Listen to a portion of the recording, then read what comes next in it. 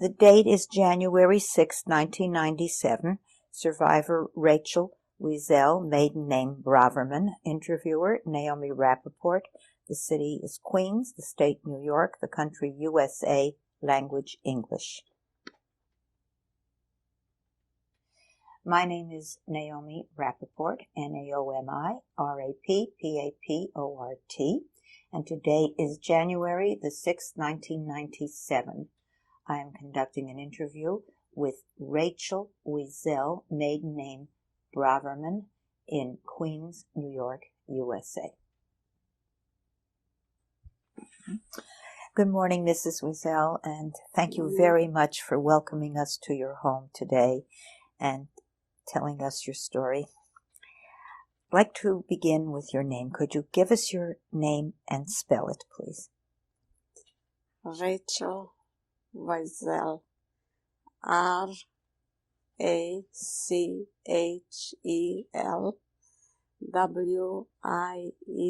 Wiesel. And what was your name when you were born? Rachelea, but in Czechoslovakia they called me Ruzena. Could you spell Ruzena? Ruzena. And Rachelea is Yiddish. In Yiddish. And your last name, what was that when you were born? Braverman. And could you spell that, please? Braman.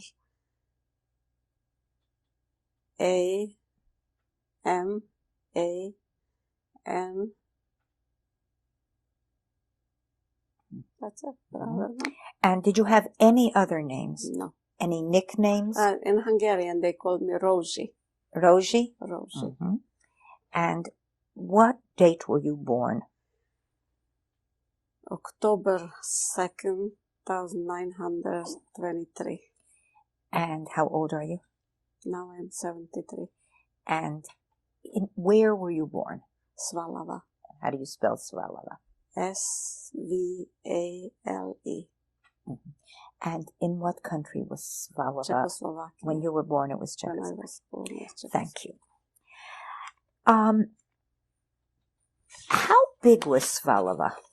Svalava was about 10,000 people lived there. It was not a small town, but it was also not big. And about 300 Jewish families. And exactly where is Svalava? The biggest city was Mukachevo. Which was how far? It was about 25 kilometers. East or west? Not say that. Was it going towards Russia or away from Russia? Away from Russia. Away from. It was going. No, was it going closer to the Western Europe or was it going closer to Eastern Europe? No, to Western Europe. To Western Europe.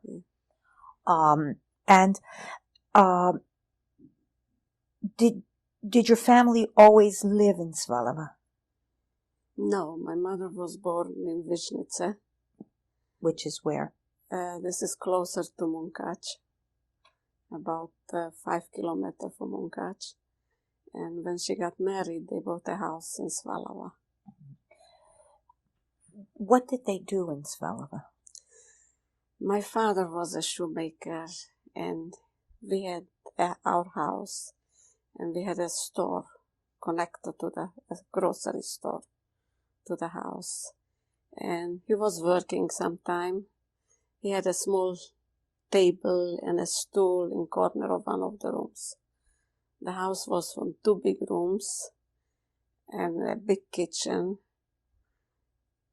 and a courtyard and a barn and a balcony. I mean, this was a big corridor-like, and that's it.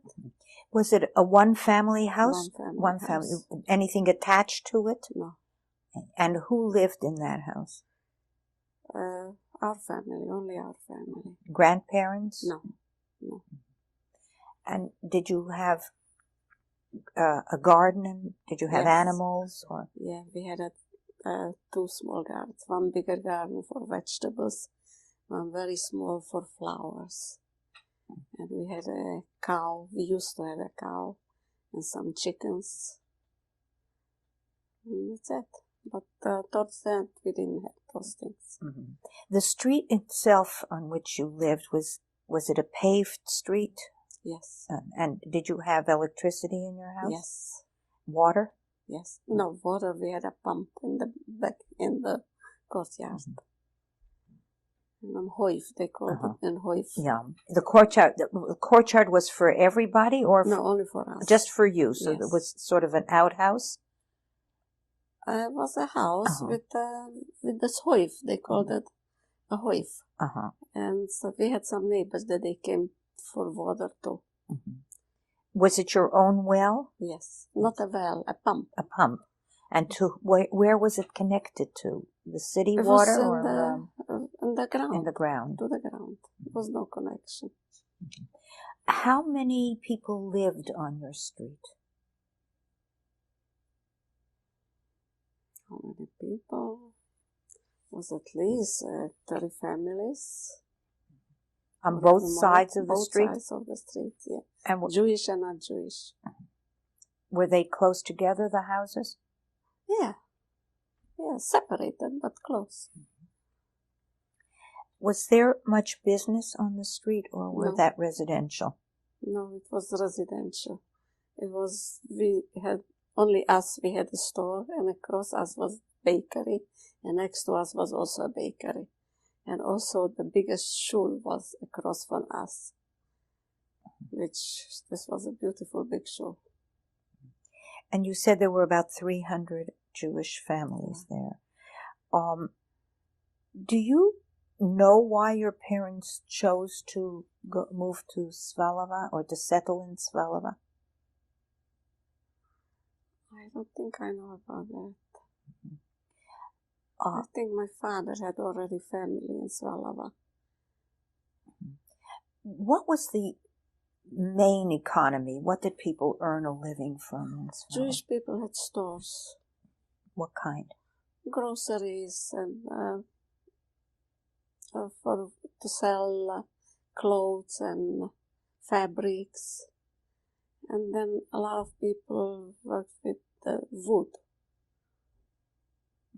What kind of work did they do? From the wood that it was Svalava had a big factories that they made wood for export.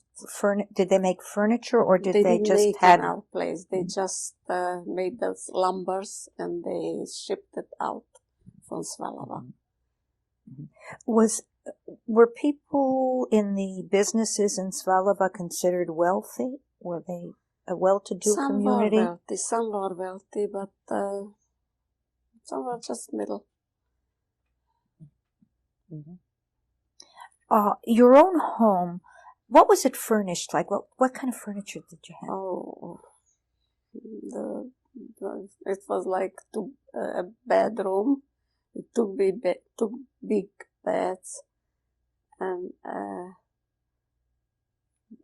for books, for Jewish books, and a big table with chairs, and 2 big closets, and an oven to have heat. That's what it was. And the furniture, was it made or bought? Bought. You said the shul was across the street. Yes. What kind of shul was it? It was a beautiful big shul. It could have taken more people than we were. Who built it? The Svalava people. They came to America to collect money, and then they built the shul. And was it in use every day? It was used every day, Shabbos and the holidays. Matter of fact, it was Lazar's uncle. He came to America to get money, so he was also a part of the making the shul. Was your family Hasidic or no? They weren't Hasidic. Just, was there a very Hasidic? Traditional. My mother had no hair; she had covered the head all the time. And my father had a small little beard. Did your father wear a capote or a Western clothes? Just Western clothes with a hat. And you? What were you dressed like? Just regular. But what would regular be? I mean, a dress, no pants. Dress and shoes, or skirt and a blouse. And how were holidays celebrated in your? What was your favorite holiday? Pesach, because then my mother's brothers came, and we all got new clothes and shoes, and it was a lot of work before Pesach, but everything was done, and it was nice. And we had 2 seders, and most of the time we had uncles. In our house was since my mother got married, she had always a brother with her, because the father, my grandfather, died when he was very young. So she supported her brothers, and always was a brother in our house. He came to help, or just because they needed support? To go to school, because at home was only the mother, and she couldn't handle them all. And my mother was already married, and then she had children, so she had more. What was Shabbos like? Shabbos? How was Friday night in Shabbos? My father went to shul, and we prepared Shabbos. A lot of time we had somebody that my father brought from shul. Svalava had a yeshiva, and there was always boys that they were studying in the yeshiva, and they were away from home. So a lot of time we had a guest for Shabbos. Yeshiva boy. A yeshiva boy, or a lot of time people came just for begging. So he took some man that he was also happened to be in Svalava, so he brought them for a dinner, Friday or Shabbos. And a lot of time. What was served for Shabbat dinner? Fish, chicken, and soup, and farfalach. And what? Farfalach, the barley. Everything. How did they prepare barley? My mother prepared everything. And she baked the challah, and she baked the bread. And what about the fish? How was the fish prepared? The fish, gefilte fish, was hacked and then made. Did she have help to prepare these foods? No. We made sometimes the girls. When we were little, we had outsider help, like a Gentile girl that she used to be in our house, but not when we were bigger, when we were around.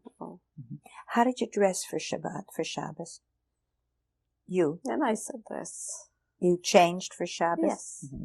Did you go to shul at all on No. Shabbos? No. And what about Shabbos morning?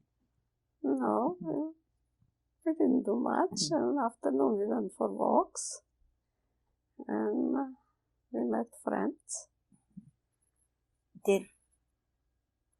Were there many zmirot or songs sung on only Friday night? My father was the only man, so sometimes with the guests they were singing, but the girls didn't participate.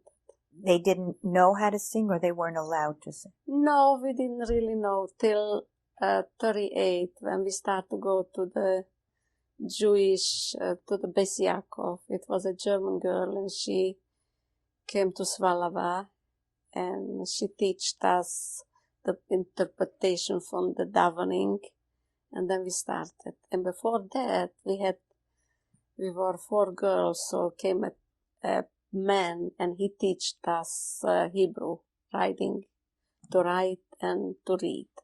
That's how we knew how to daven. But we didn't know the interpretation till this girl came in, Besiakov, and then we started to learn the interpretation from that. Where did you go to school? It was, the Czech built a beautiful school, Masarykova Škola, and it was very new, and we were not allowed to go with the shoes in the class. That was unbelievable, but we had to carry slippers in our school bags, and we had closets. Everybody took off their shoes, and that's how we went in the class. A lot of time, a lot of boys didn't have the slippers, so they just had to be with the stockings. And winter was a big hassle because it was cold and snow, and to take off the shoes and to put them on. And a lot of time we went home for lunch and then to come back. And that's, we're not allowed to go. It was parquet. In the school. Parquet floors. Parquet floor. And it was not allowed to go with the shoes. Even in the spring and the summer?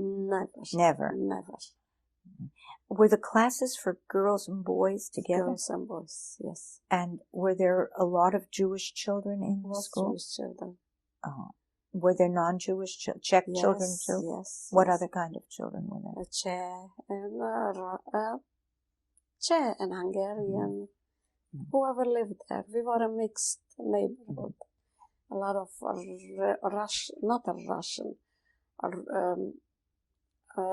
they spoke Russian. Ukrainian?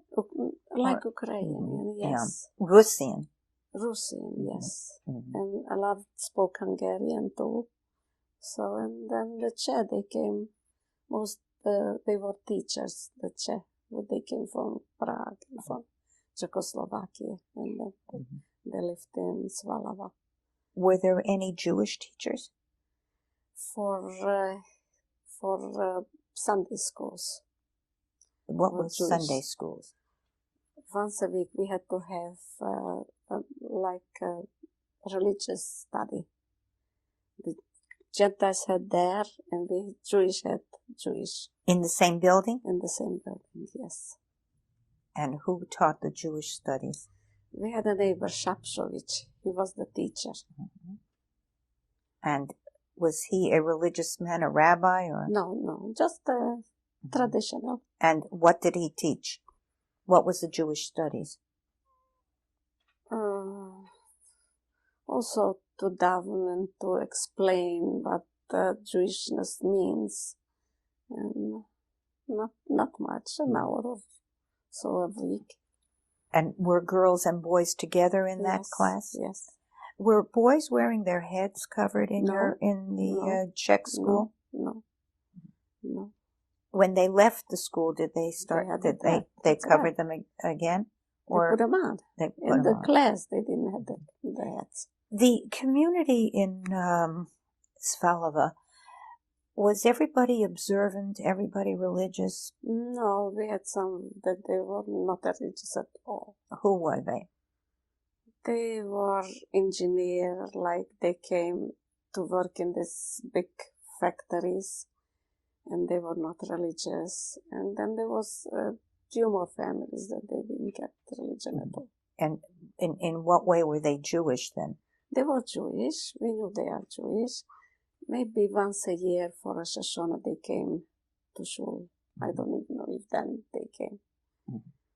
Were there Jewish political organizations there? No, we didn't know about it. Were there youth groups, Zionist groups, communist groups, I didn't Bundist? belong to them. I didn't belong. But you don't know if they existed or not? It was like Mizrahi or the Aguda, that the boys got together, but not girls.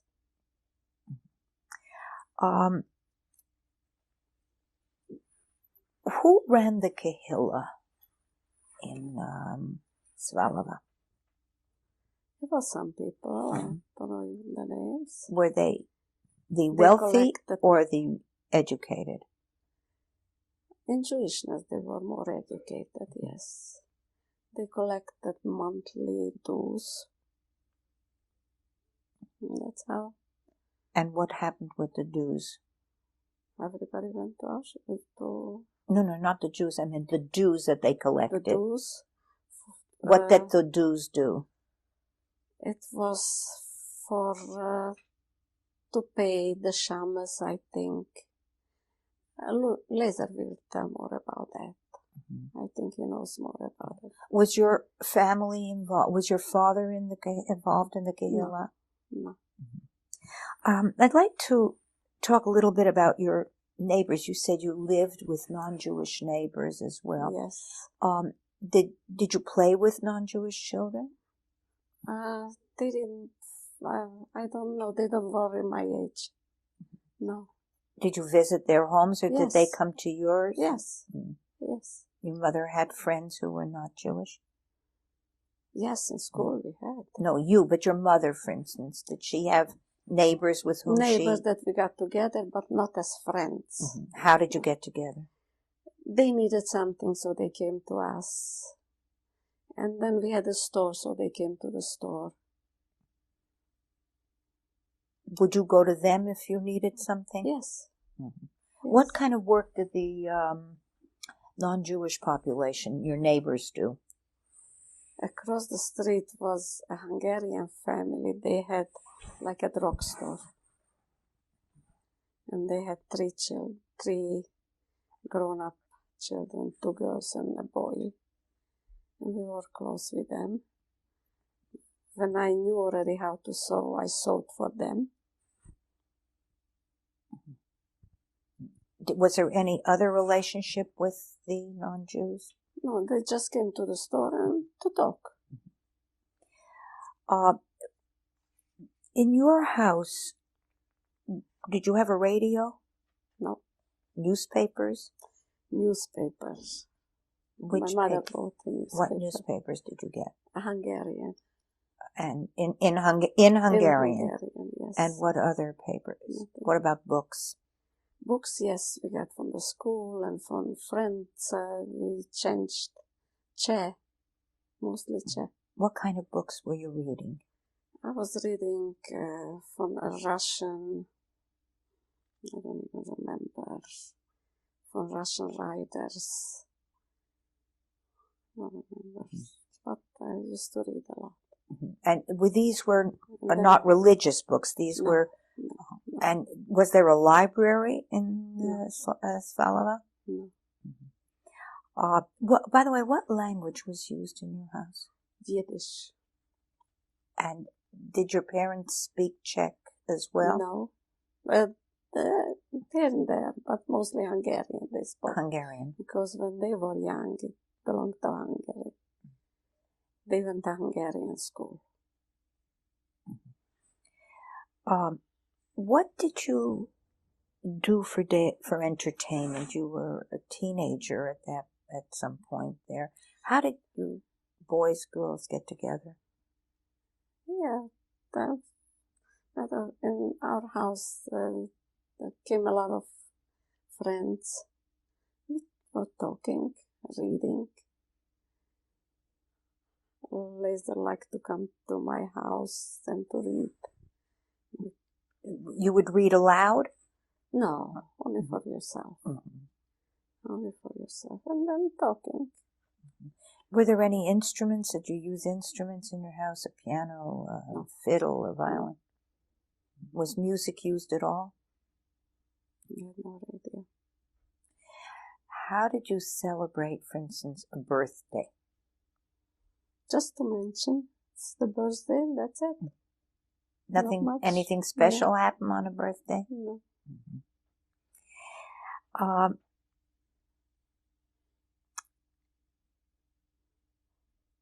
How aware were you of what was going on in Germany before the war? Before the war, we started to find out what really was happening when the Hungarian came in 39. But before 39, did you know anything? We heard, but it was not clear what we knew. We knew it's a war. We knew the Germans are in the war, but we didn't know much more. And when the Hungarian came, they started to right away to ask citizenships, Hungarian citizenship. It was in 39. So everybody was running around to get the Hungarian citizenship. And we had it. But who didn't have it was shipped out. Where to? To Poland. We had an uncle. My father had an uncle. He was already an older man. I have a picture of him. He was also taken away to Poland. And a lot of family too. For just went to the station and went out. We didn't even know where they went. But then we find out it was to Poland, to Kamenets-Podolsk. Mm-hmm. And did you ever hear from them?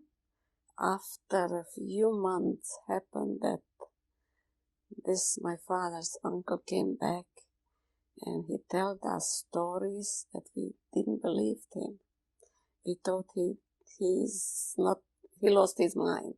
He said that they had to dig their graves and to be shot.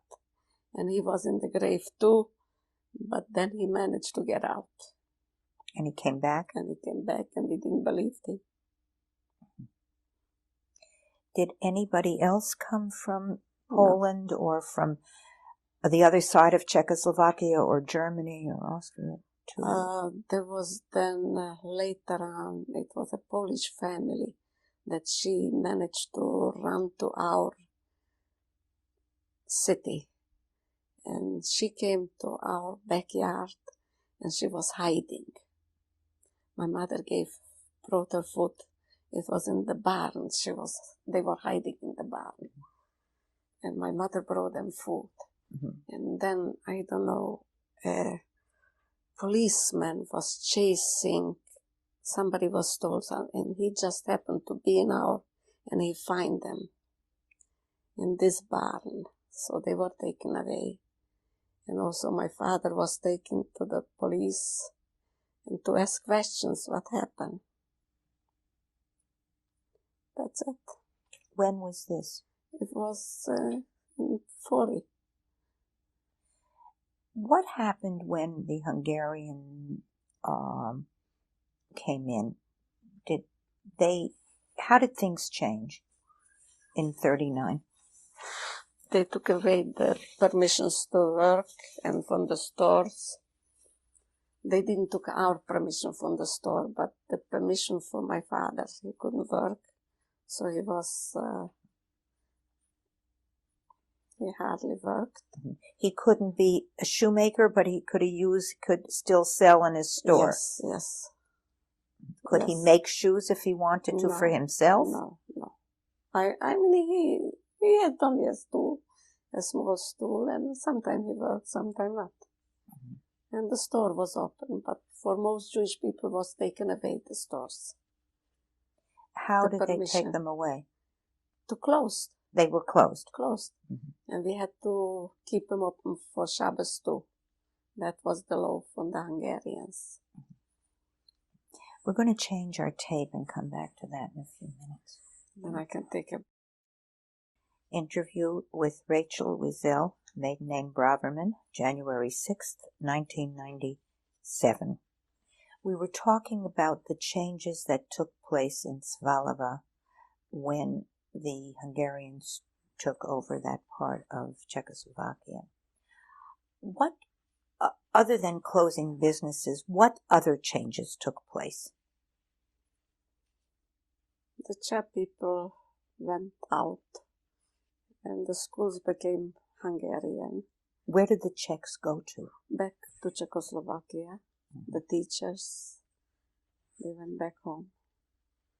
And the Hungarian teachers took over. And a lot of police was all around. Mm. But they didn't bother. Did you continue to go to school? I finished already. When the Hungarian came, I was finished with the schools. And then I started to learn a trade, sewing. Who taught you? Sternbach Haicho. Sterbenbach? Yes. Was this a private person? A private person.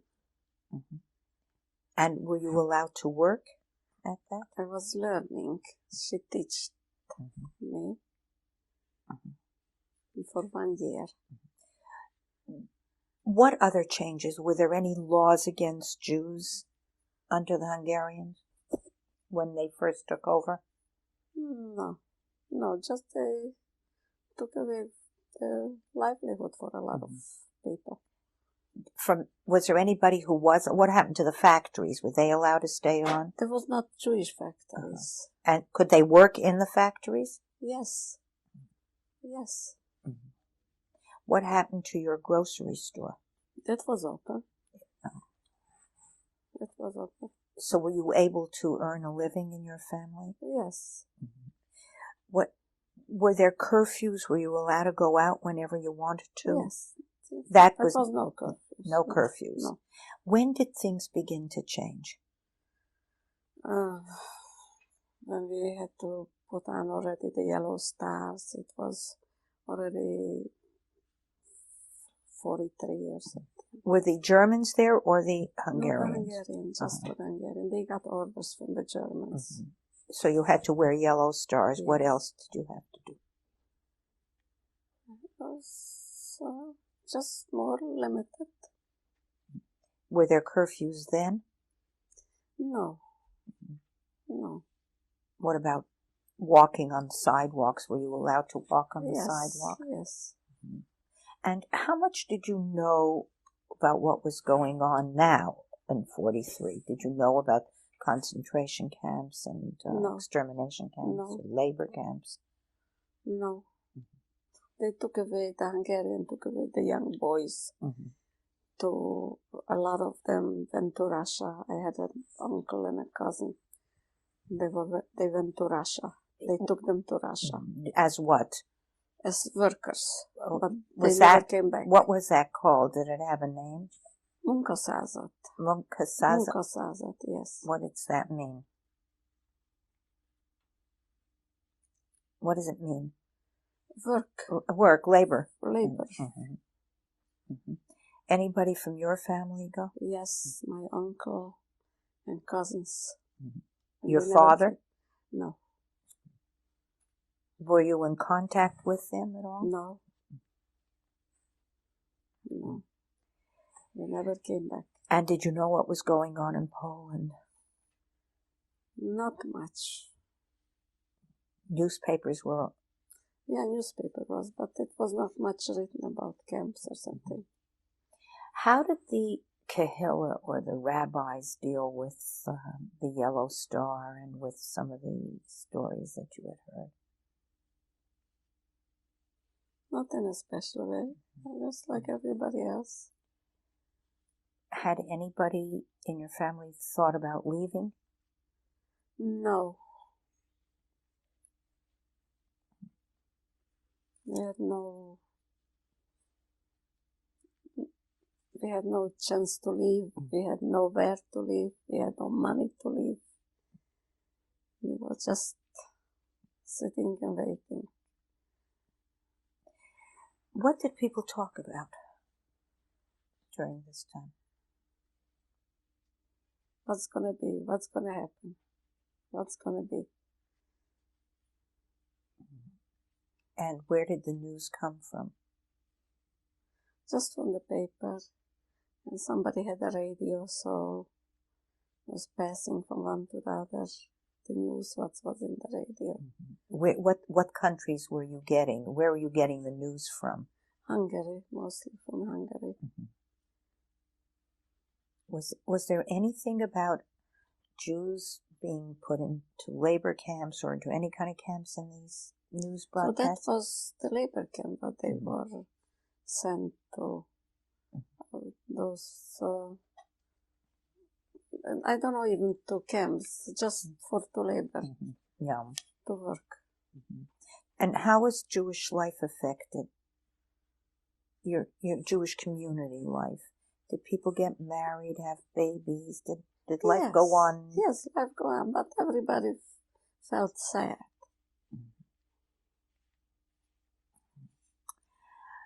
Do you remember when the Germans came in? They didn't came to Svalava. They never came to They Svalava. never came to Svalava.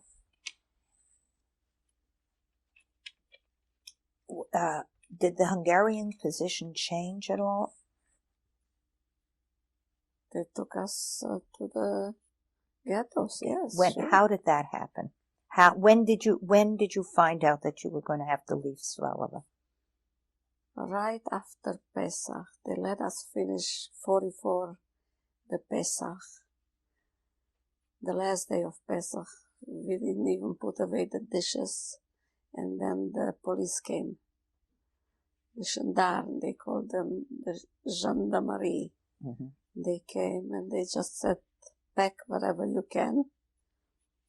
And they took us to the shul across the street. So how much everybody time was did they collected. give you to pack? There was not a limit of time. We did it fast. I mean, We would had they to give do- you 1 day, 2 days, No, a couple of hours? hours. That's it. Mm-hmm.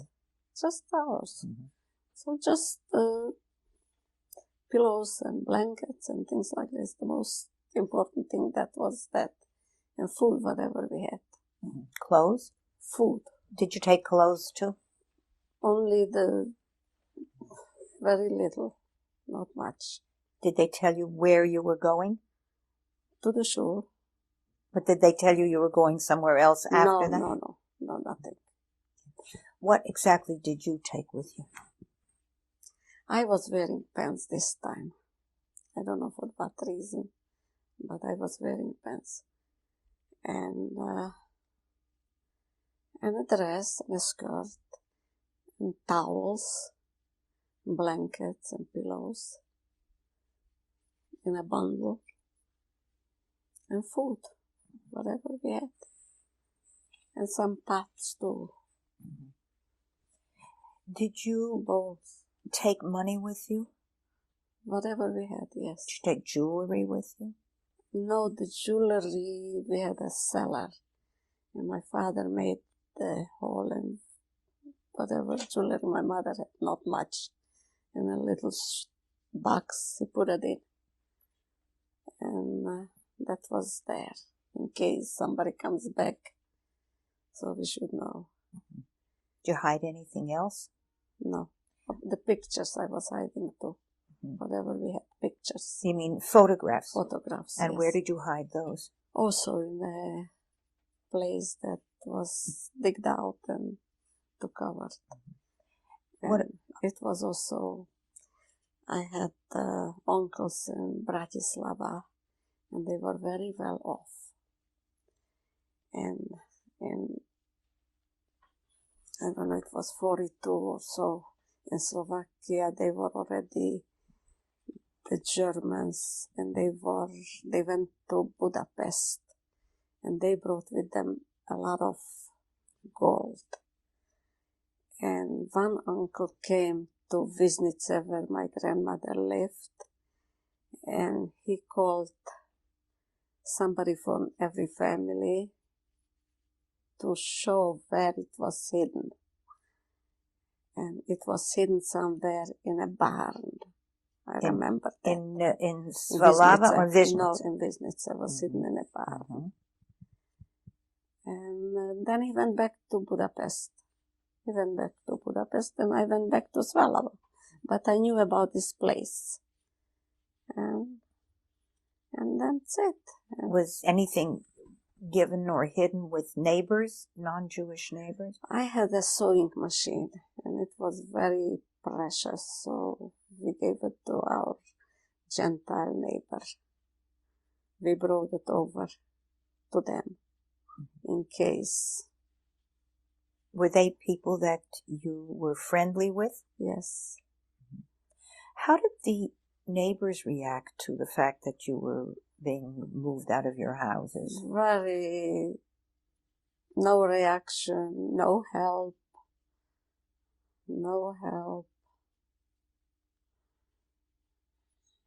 Nothing. No offer, no help.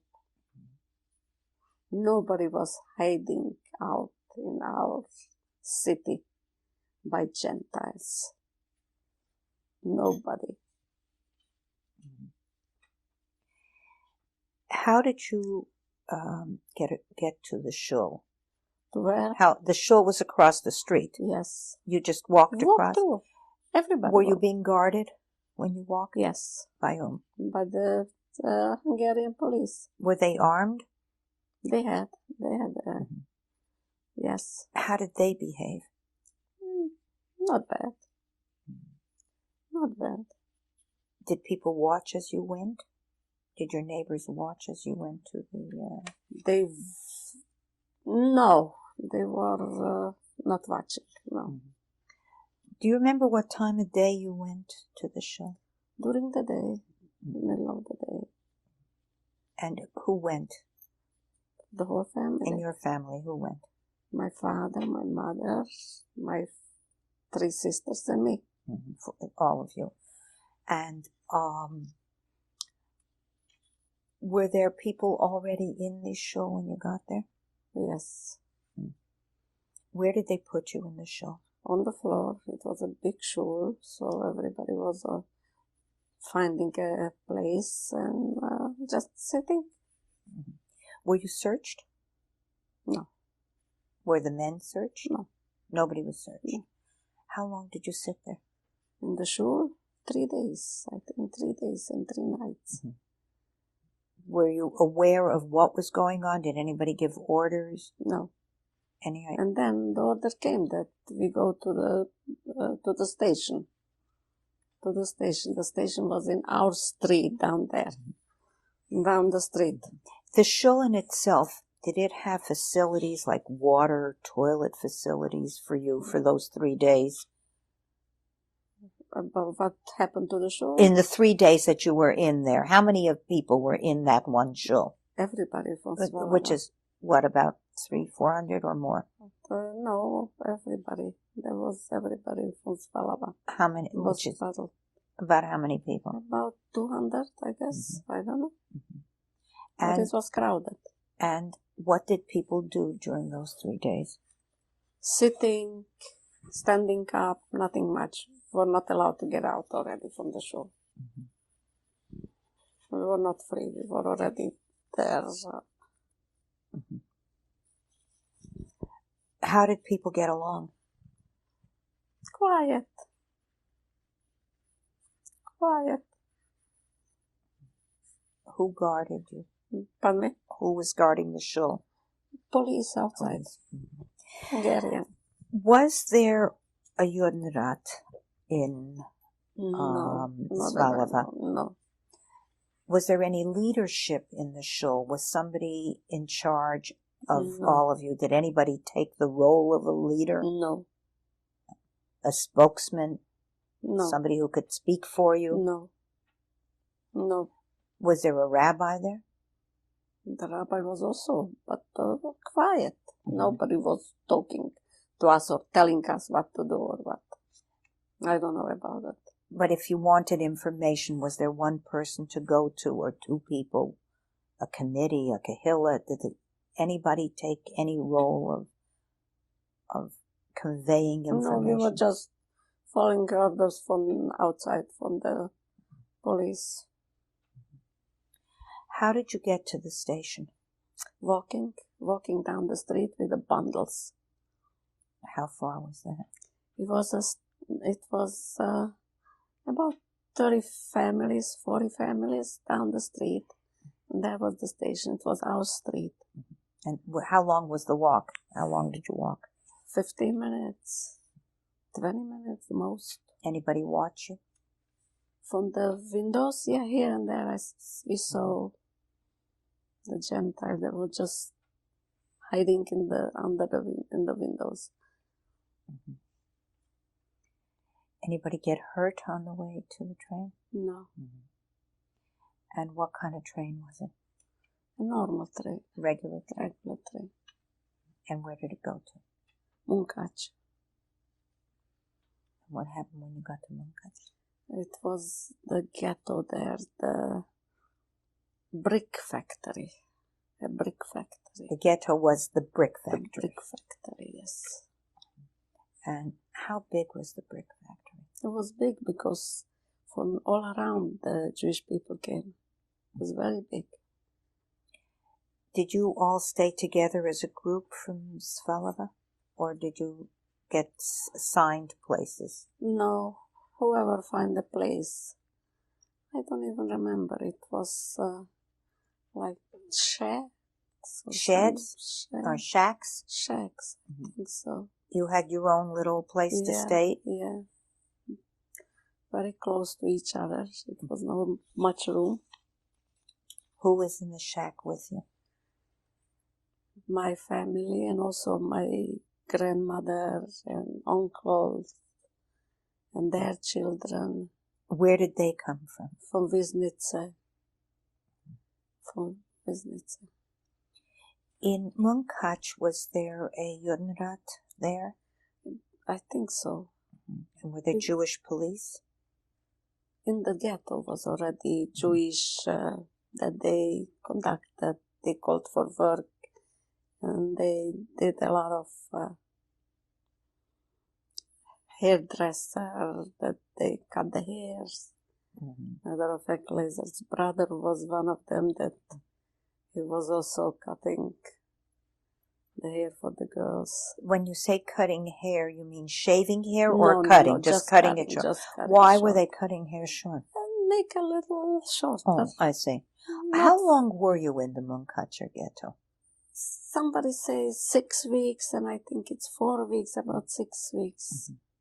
The ghetto was in the brick factory itself. Yeah. Was there a wall around the ghetto?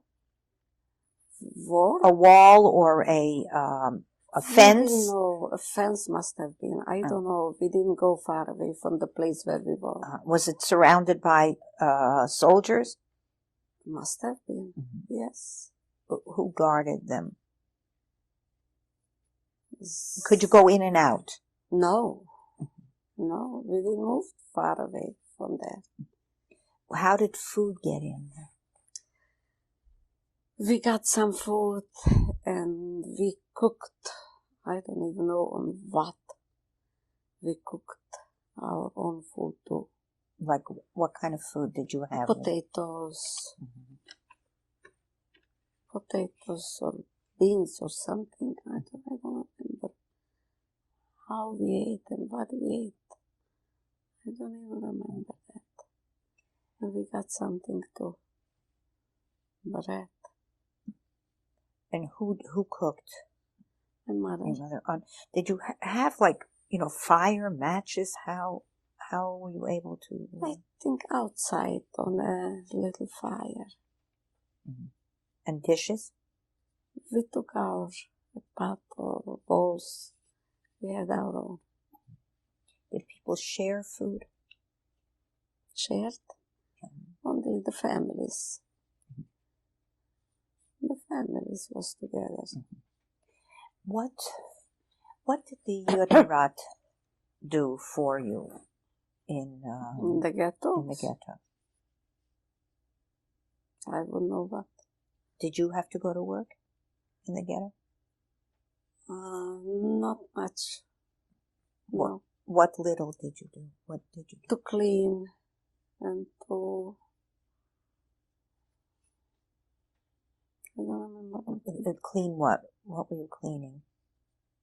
What I have seen? No, what were you cleaning? The streets, the places where we were. Were there actual streets in the ghetto, or were just the brick factory? It was a brick factory, no streets. When you say say here and a pet there, that's all. And did you have electricity in the factory? No. Were there children around? Oh yes, a lot of children. What did they do? Did anybody organize them?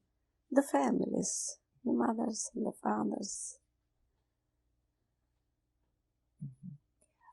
And there were young families where the father was taken away, like this Shapshovich. The wife had 2 children and she was with her mother. And the husband was already taken away to Poland, to Russia. Never came back from there. So who helped them? And each other. What about the rabbis and the religious life? Did people daven every day? Did they? And there too. In the Everybody, ghetto? yes, everybody took their talis, the man, and the siddur they davened. And what happened, for instance, on Shabbos? Were you able to light candles and do the Shabbat? I don't remember. This must have been. Probably yes. Who were your friends there? My Did friends you have friends in the ghetto at all? in the ghetto. Mm-hmm.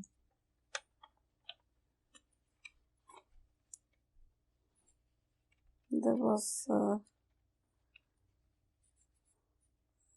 names of the friends. Doesn't matter. Who were they? Who were your friends? Were It was Falaba, the girls I was with. Lazar's sister. And their cousin was also my friend. What did you people talk about? What we talked about, what's gonna be. When you cut hair, women's hair or men's hair, was it being styled also? No. Just No. cut Just for... cut. Cut a little shorter, that's all. How did you keep clean there? Was there water? It was a pump. And whatever we could. No showers. No showers. What were the rumors about what was going to happen to you? Nobody knew nothing. Did people guess or think about To go to work. To go to work. They probably need us to work. But we had no idea what Auschwitz was or what. Had you heard about Auschwitz? No.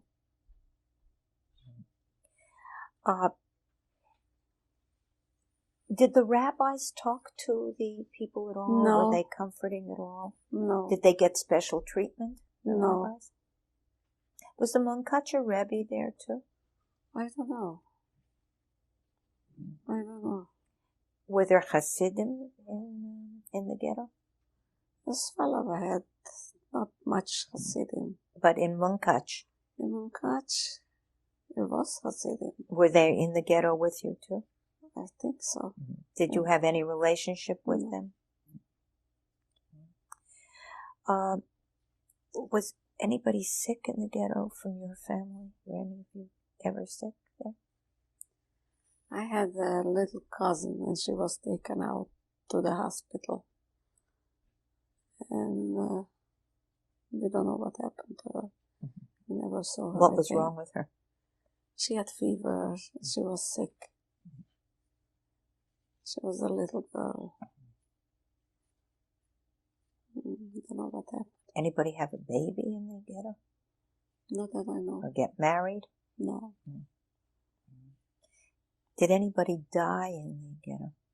Not that I know. No. In general, was there anybody punished for anything? Was there any violence in the ghetto? In the Munkacher ghetto? No. Things were quiet? Quiet. It was quiet. When did you find out that you had to leave the ghetto? Right after we left. I know, but how did you find out that you were going somewhere? We got an order. Get ready. From whom? From that was, I think, already from our people. From the Judenrat? Yeah, I think so. Yes. And what did they tell you? Get ready. We're going, but they didn't tell where and what. So then we went to the station again, and then we were put in cattle train. Was it the same station, or what? The same station that we got off. Was the station where the brick factory was? We had to walk to the station. How far? I don't know. A long walk? No. Not a long walk. And who followed you? Who took you to the station? The Hungarian police. Had you seen any Germans at all up to then? No. Do you remember what you were wearing when you left for the train, the cattle car? A dress. A dress. Was it it was right after Pesach, so it was probably spring. It was, but with long sleeves. And a dress and a sweater, what I made myself. I used to make sweaters. And what else did you take with you? I don't know, a coat.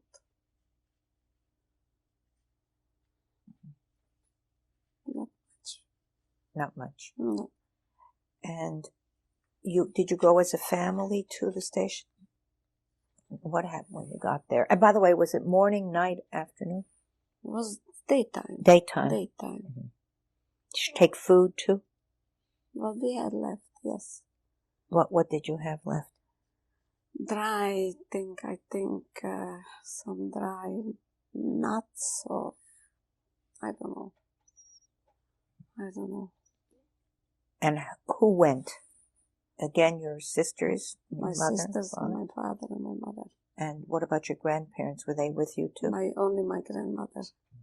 She came also at the same time, and she had a daughter-in-law, two daughter-in-laws with their children, so we all worked together because the men were already taken away. Your father was with you, though? My father was. And were you all in the same car? Yes. Could you describe the car? It was just no seats, no nothing, just the floor. And in the middle was a pail for whatever we needed, and another pail for water, I think. And little windows, which was with wire outside. Squares. That's what it was. Nothing else we saw. Okay, we're going to have to change our tape again now.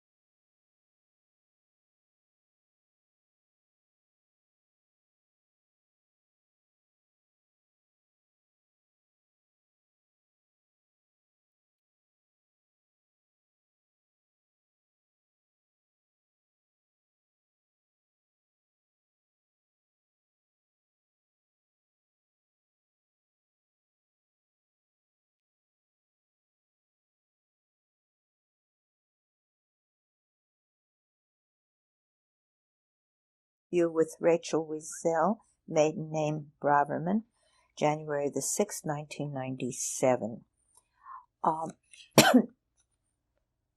How long were you on the train? 3 days and 3 nights. Did you know where you were going? No. Had you? But we passed Katowice, that I saw from the window, a Polish city.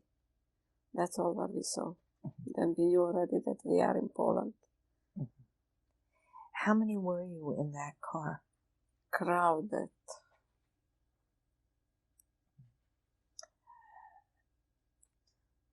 No idea. And you don't know how many people would. No. Did anyone get sick in the car?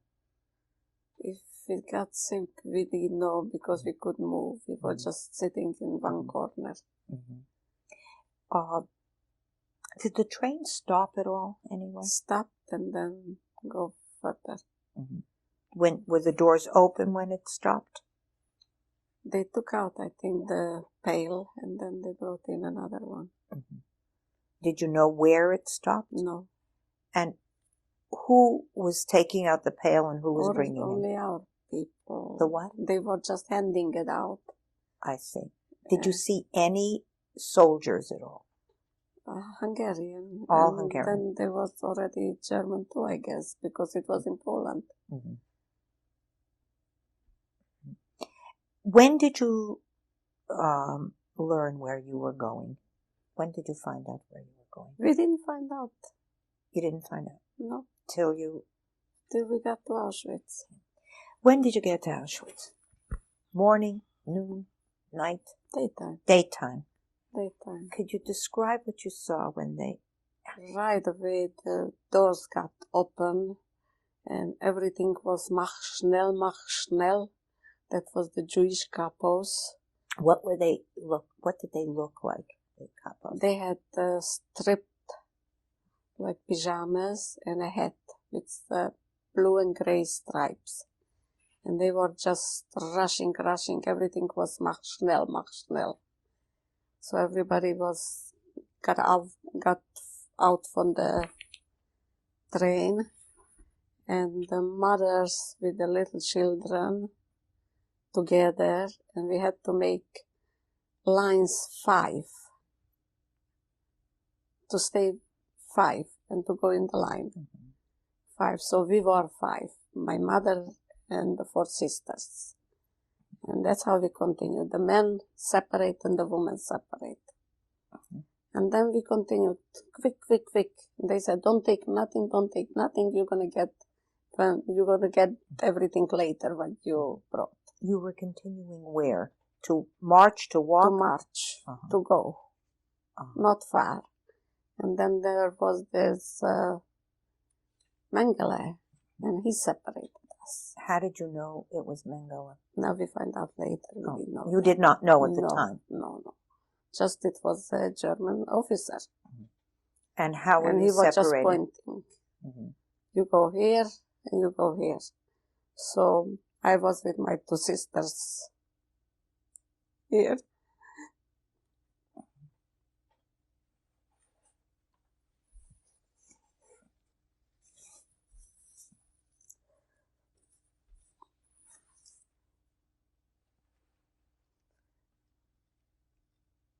That's it. And your mother went with the other sister. Did you know where you were going? We were going to a barrack, and there were already that was already night. So it took how long all this was? No, first we went to showers. And who showers? Couples, Jewish girls. Women? Jewish women. And how were they dressed? They were dressed, a grey dress they had on. A grey dress. And we were taken to be shaved and showered. In what language did they speak with you?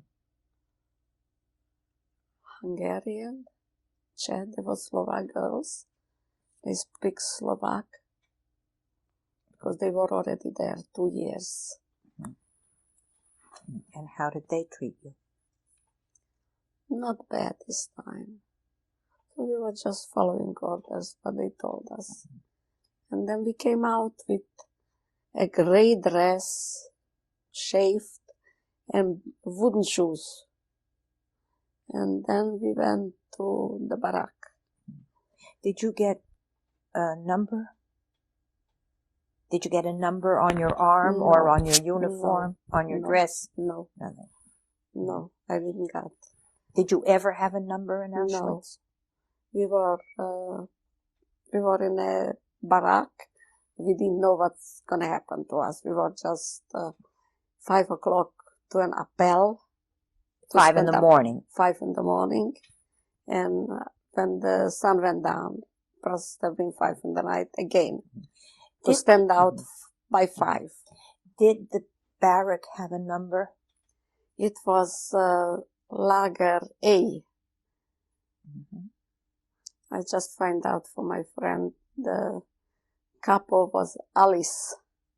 Alice? Yes, Alice. I forgot, but she reminded me. What was she? Slovakian? Slovakian. Jewish? Yes, Jewish. And how did she treat you? Was yelling, but not hitting. Yeah. Could you describe what the barrack looked like? Shelves.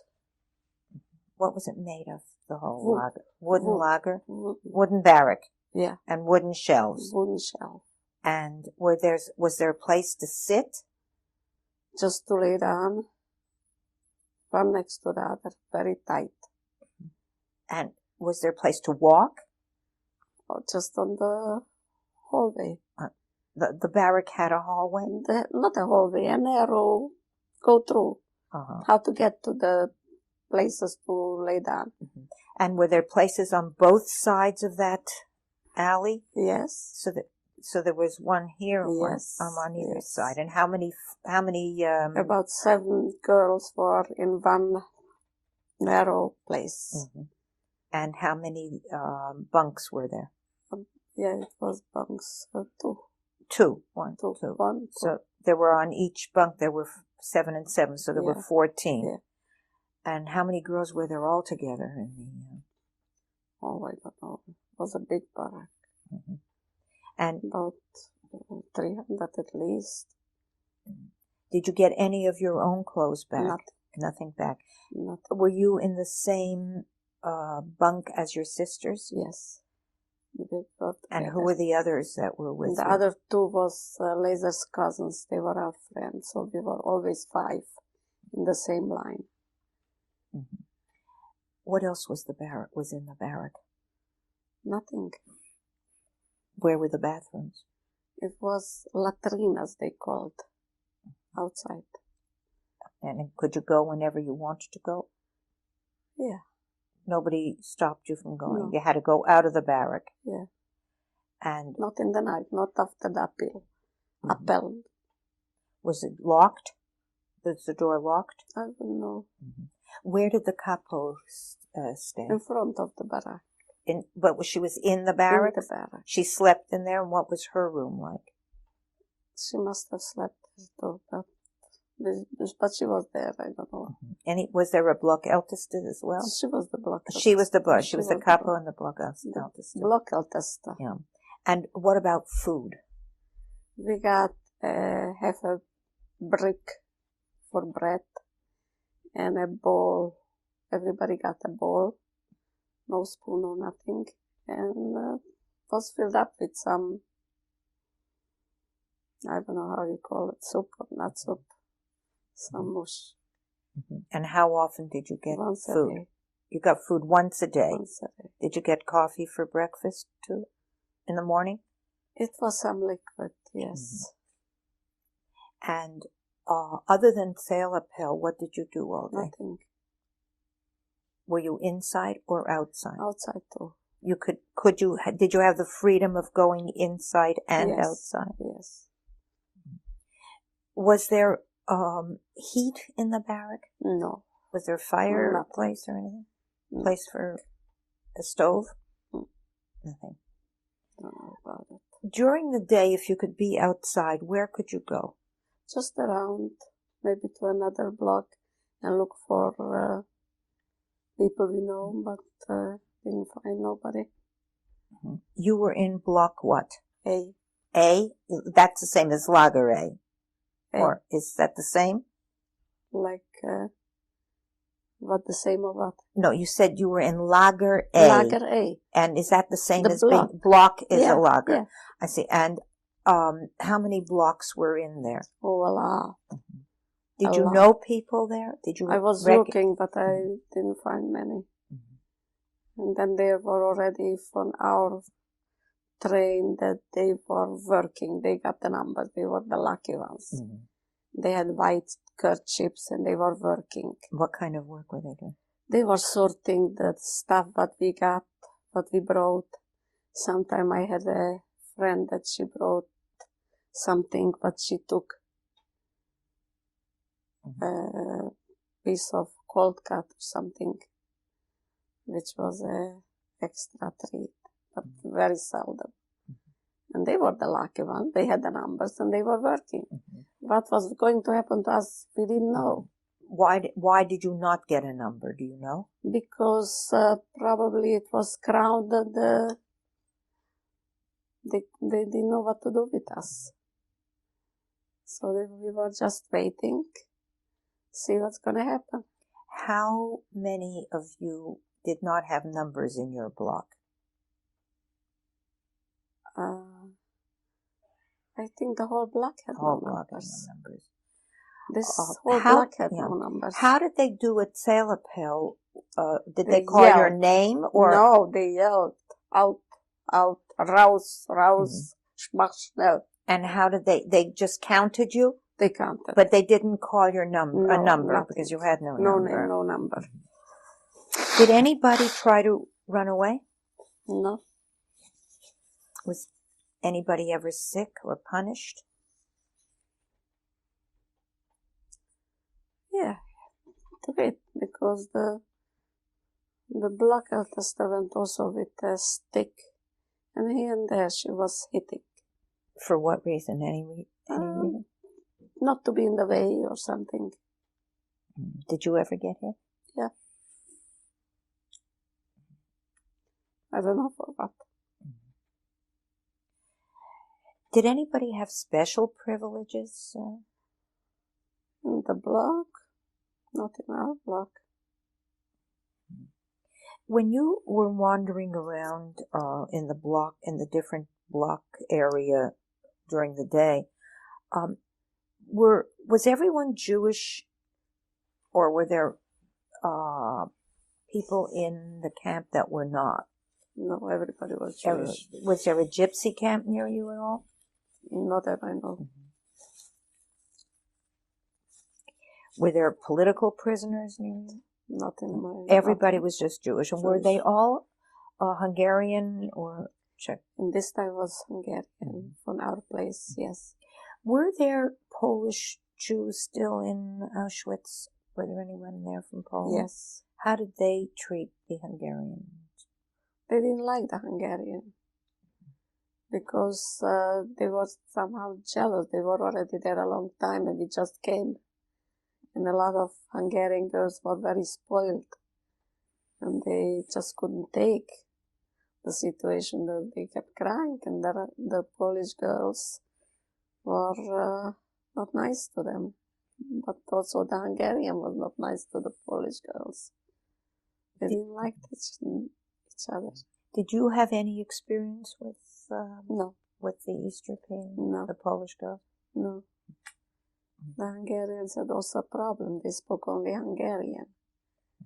And a lot of them, they didn't even know Jewish. So they couldn't relate to the Polish girls. Were you able to, when you spoke Yiddish, were you able to speak to other, to Polish girls too? Yiddish. Only Yiddish. What was, were you aware of Jewish holidays, of the calendar? Were you there, or it must have been Shavuos? We were aware, but we didn't do nothing. We were just looking to get the portion of food, and that's it. Nothing. But was anybody davening there? Not from the girls. No. Did you know when it was Shabbos? Yeah, but it made no difference. How did you know it was Shabbos? We didn't even talk about it. No, but how would you know the day of the week? Was there a calendar anywhere? No, nothing.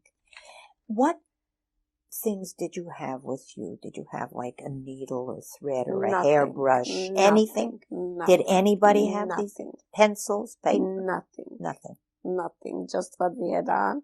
A bowl for the soup what we got, and the wooden shoes. Nothing. How did you wash? No underwear. How did you wash your face, your hands? Yeah, by the latrine. Did you get a towel to wipe? Nothing. Nothing. It just was drying at the end of the dress, I guess. And did you get your dress washed at all? No. How long were you there? 6 weeks. In 6 weeks you could not change? No. You wore the same dress and you slept. There was no underwear, no nothing. That was the one thing what we had. And did people... then... I'm sorry. Then after 6 weeks came an order that they need people to work.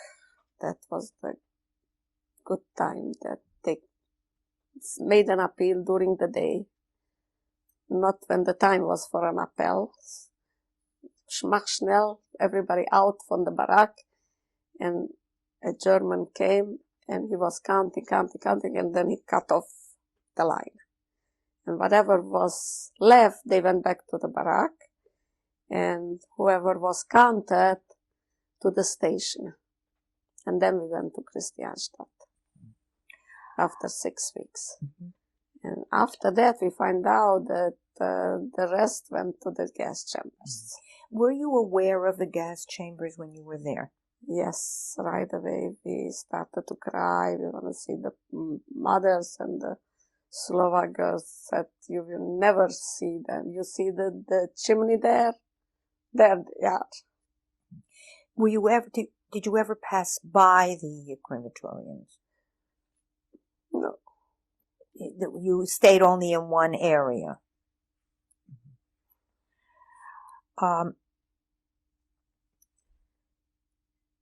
What did the girls talk about? What did you and your sisters talk about? But the smell was all over.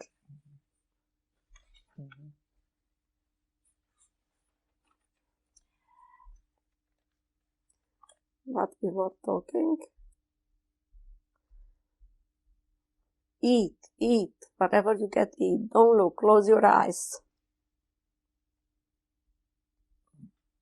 Were the people nice to each other? Did you have any trouble? Was No. your bread ever stolen? No. People did get along in your barrack? Not really, because they were pushing each other to have more room. And what happened? Were there fights? Yeah. How? Pushing. Make room, make more room, move. How did the capo deal with that? She was far away. She didn't even see what was in the, what was on the fridge. She didn't see that. When you went to the labor camp, did you know where you were going? No. How did they take you? Also by cattle train.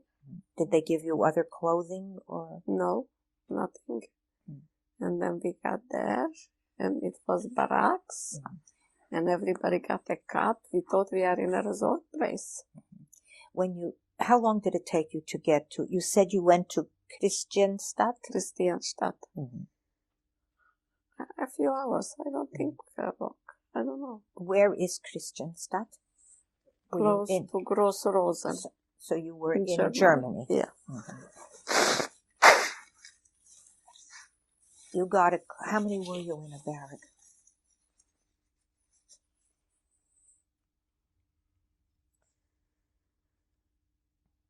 About 30 girls. And everybody got their own cut. One on top of the other. And a blanket. And a little pillow. That was beautiful. Did you get more clothes? No. What about the food? There was a kitchen, and a lot of girls from us, they cooked. And we got once a day food. Was the food different? Yes. What it was different than Auschwitz. What kind of food did you get? Potatoes and beans, and the soup was heavier. And also half a brick. Bread. Bread. Who was with you when you went to My two sisters. So the three of you stayed together? Yes. And the two cousins, the friends. What kind of a camp was Christianstadt? Only women couples was women, German women. Were the capos? So they were the police, like they were conducting the camp. And it was also appels. We had a Stubova, black tester, and she was also 2 times a day appels in the morning, 5 o'clock in the night, and straight from the appel we went to work. Did they give you more clothes in the kind of work you were doing? We had some. I think we had something else already to wear. I don't even remember. And the German couples or blockhelds, how did they treat you? Not bad. What kind of work were you doing? My sister was, she made shelters under she was pushing bunkers? Bunker, yes. And I was working by a rail station to take out the bad lumbers and put in good ones. Oh, the ties in the railroad, yes. The wooden... Yes. Yes. And my two sisters were working in the bunkers. I was there. And after a while, we were working in a munition factory. Indoors or out of doors? Indoors. But we had to walk a long time. Very early in the morning. This factory was working day and night, so sometime day and sometime night. And that was like a carousel, and the girls were sitting underneath and taking off the bullets. You were making bullets. Bullets. Uh-huh. And there we saw men, which they were dressed not in civil. They were prisoner, probably war prisoners. But we had no contact with them. Sometimes they throw at us something, like an apple or something. This was in Christian. In Christian. Do you know where they were from? They spoke Polish. Mm-hmm. We just overheard. We had no contact with them. Mm-hmm. They were doing the same kind of work, or they were in charge of you? They were in charge, and they did different kind of work. Mm-hmm. Who taught you what to do? One of them. One of the. Yeah. So that the only contact was to show you what to do. Yeah. Mm-hmm. Yeah.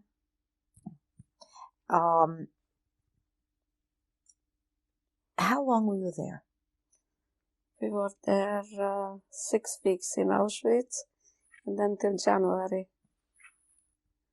January when we started to start, but in the middle, my sister Haichu, she got sick, so she was separated from us in a different block. And we had a doctor, a Jewish woman, a Czech woman, and she was with her all the time. Mm-hmm. We couldn't see her just through the window. What was wrong with her? I don't know. She was sick. I don't know what was wrong. And was she being treated medically? No, this doctor woman was with her all the time. And I don't think she had medicine or something, but she was with her. She was watching over her. Was she in bed? She was in bed. Mm-hmm. Yes. Do you know the barrack number you were in? No. What were you in that barrack aware of what was going on in the war? In other words, did you know that that the Germans were beginning to lose the war then? No, only when we started the march. Uh-huh. Then we heard the bombs. But when they told us to leave, we already felt that the Russians getting closer. We were just spreading the word from one to the other. So how long were you in this war, in this labor camp? How long was it? It was July, August, September, October, November, December, January, about 6 months. About 6 months. What happened when winter came? Did they change conditions? Did they heat your barracks? Did they give you different clothing? No, we just used our blankets a lot of time to cover ourselves. What about sanitary condition in Christianstadt? Was that better than in Auschwitz? Oh, it was better because everything was better. It was not crowded. And Could you wash, shower? not shower, but to wash. You could wash it, give Yeah. you change of clothing? No. And did you work 7 days a week? Or Sunday, sometime not. Sometime not. Then we did the washing and the drying, whatever we had to do. Did anybody ever laugh or smile? Christians that we were not, I don't think we ever cried. What did you talk about in Christian stuff? How long? What did you do today? Did you eat? Nothing. Did you get a number in Christian study? No. You never had a Never number had the a whole number. time? The whole time. Oh. And your sister also No. not? None of you? No. Did anybody have any special privileges in Christian study? Any of the girls? Yes, the girls who were in the kitchen. Mm-hmm. How did you get They were to the lucky. kitchen? How did They somebody? were just chosen by luck to work in the kitchen. Could you buy favors? We didn't try. Was there any prostitution? Were there any sexual favors? Not that we knew. On the way, on the march, we already knew that this girl goes with him. That we With Germans? with Germans. Did Yes. some of the Jewish girls go with the Yes. Germans? Yes. As what? As Probably we don't know what. as partners? But they got favors. They So, got favors. yes. And what kind of favors would they get? More food. Just food. What Just- about clothing or? I think yes too. I think so. And what about girls going with other girls? Was there any lesbianism there? Or? No, not that. We're going to change our tape again.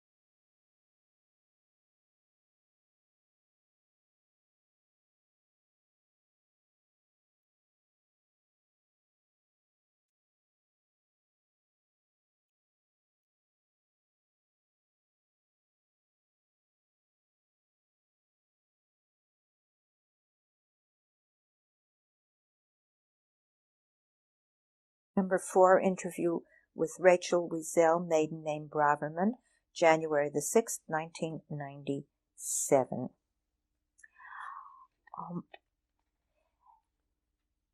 What happened? How did you know that you were leaving this camp? Who told you? The German. How did they do that? Ach, schnell, we going. So we started to get ready. We had time to make some from the blanket, some for our legs, to bend around and to take the blankets over us. And that's all what we had. When was this? January. January, winter. Winter. Did you know where you were going? No. Did you know why? No. Nobody told us, but we figured why. Mm-hmm. We talked between us. What did you figure? That the war is continuing and it's getting closer. Mm-hmm. So where did you go? We passed Dresden and then this Sudeten was Marienbad, Karlsbad,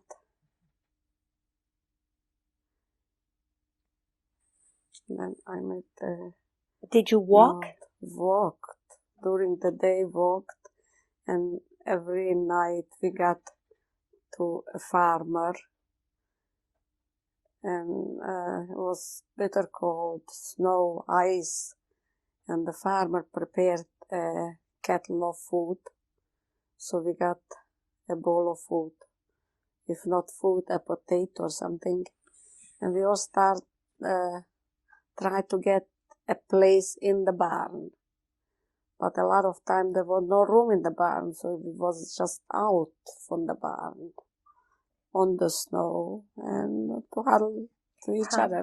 How many were you? About 600, the whole camp. The whole camp went. The whole Men camp. and women? No, only women. Only women. Only What women. happened to those political But prisoners? Did they go with you we too? have no idea what happened. They didn't go with you? No, just our camp. Mm-hmm. And then on the way we had already SS men, that they were going with us.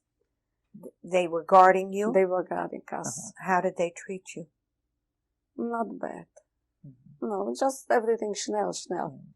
What do you mean when you say not bad? Did they hit? They didn't hit. Whoever was walking, they didn't hit. And who couldn't walk, they were shot on the spot. Mm-hmm. And it happened one time that a German gave my sister a sandwich. So it was a big treat. Why did he give her? He was just throwing. Oh, and she caught it. And she caught it. Mm-hmm. He caught it. Did you all stay in one farm? All 600 of you? Yes. All in one farm? There was such big farm? That's why it was not so much room. So we were all over. One time we got into a farm and we catch the place, the 5 of us. We were always 5 together. And my sister Rivka, she went to look around. Maybe she can find something extra.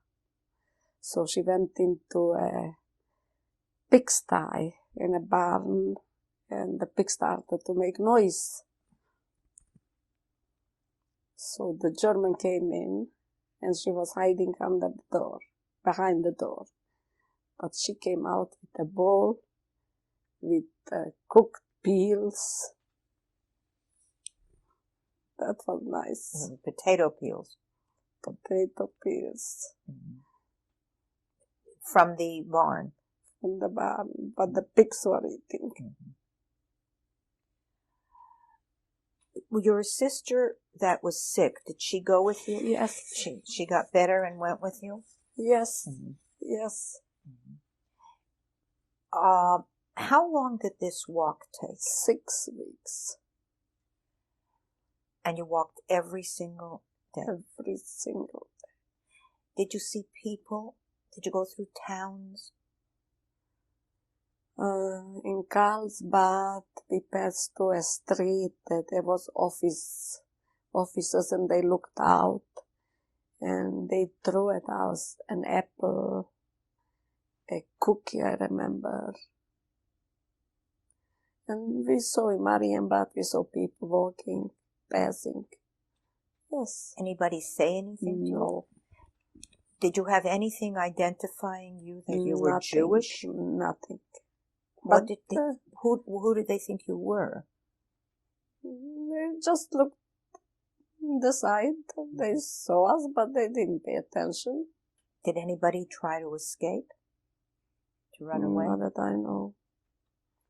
Not that I know. Anybody get Maybe sick? it was.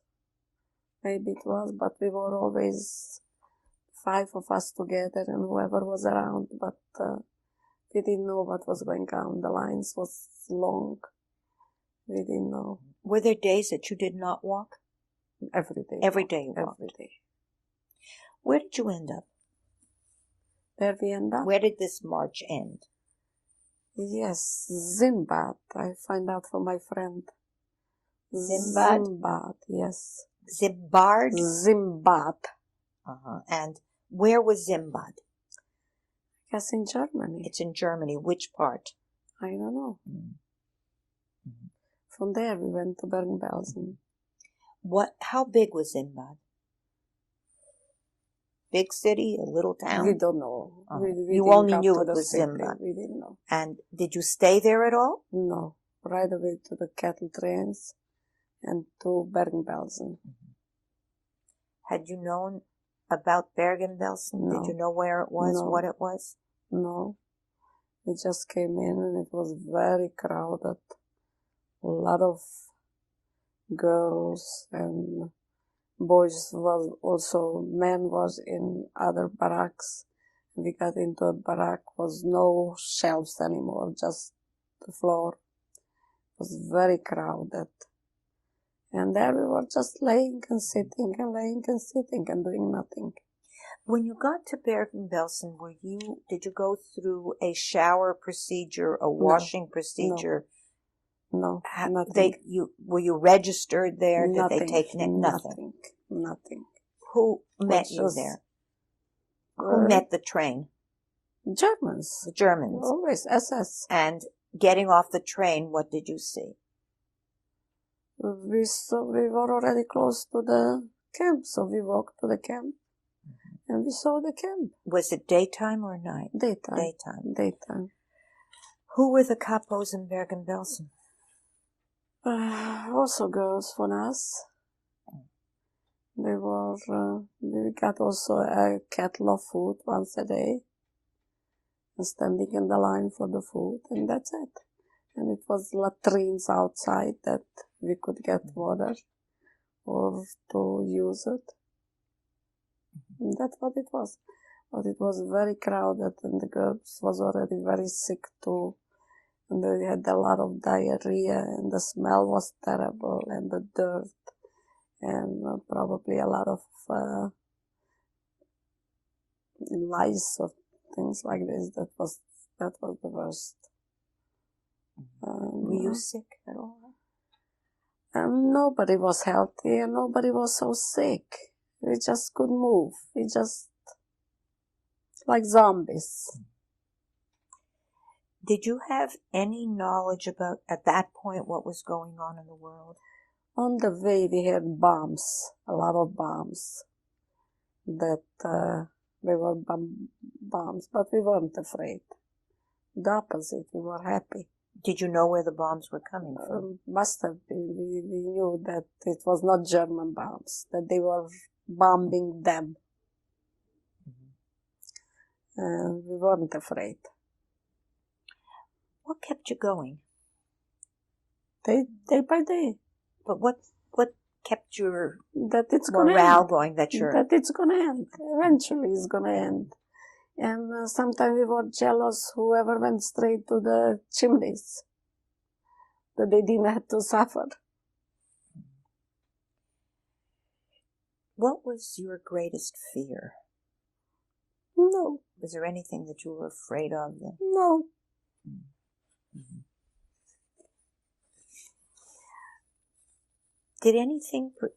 Was there anything in Bergen-Belsen that was different than Auschwitz? Oh, yeah.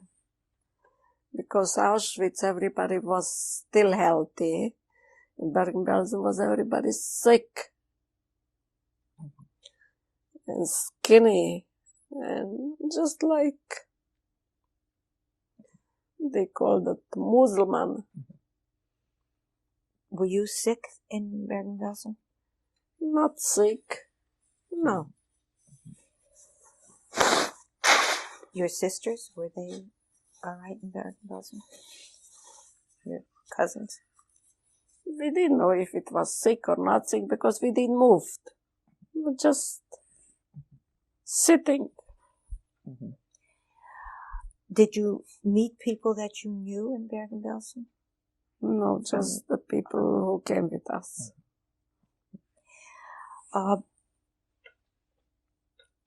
Were you liberated from Bergen-Belsen? Yes. Do you remember the day of liberation? the day of liberation, after that, I find out April 15. I mean, you found out that it was April 15 Yes. then, afterwards. Yes. But what happened when you were liberated?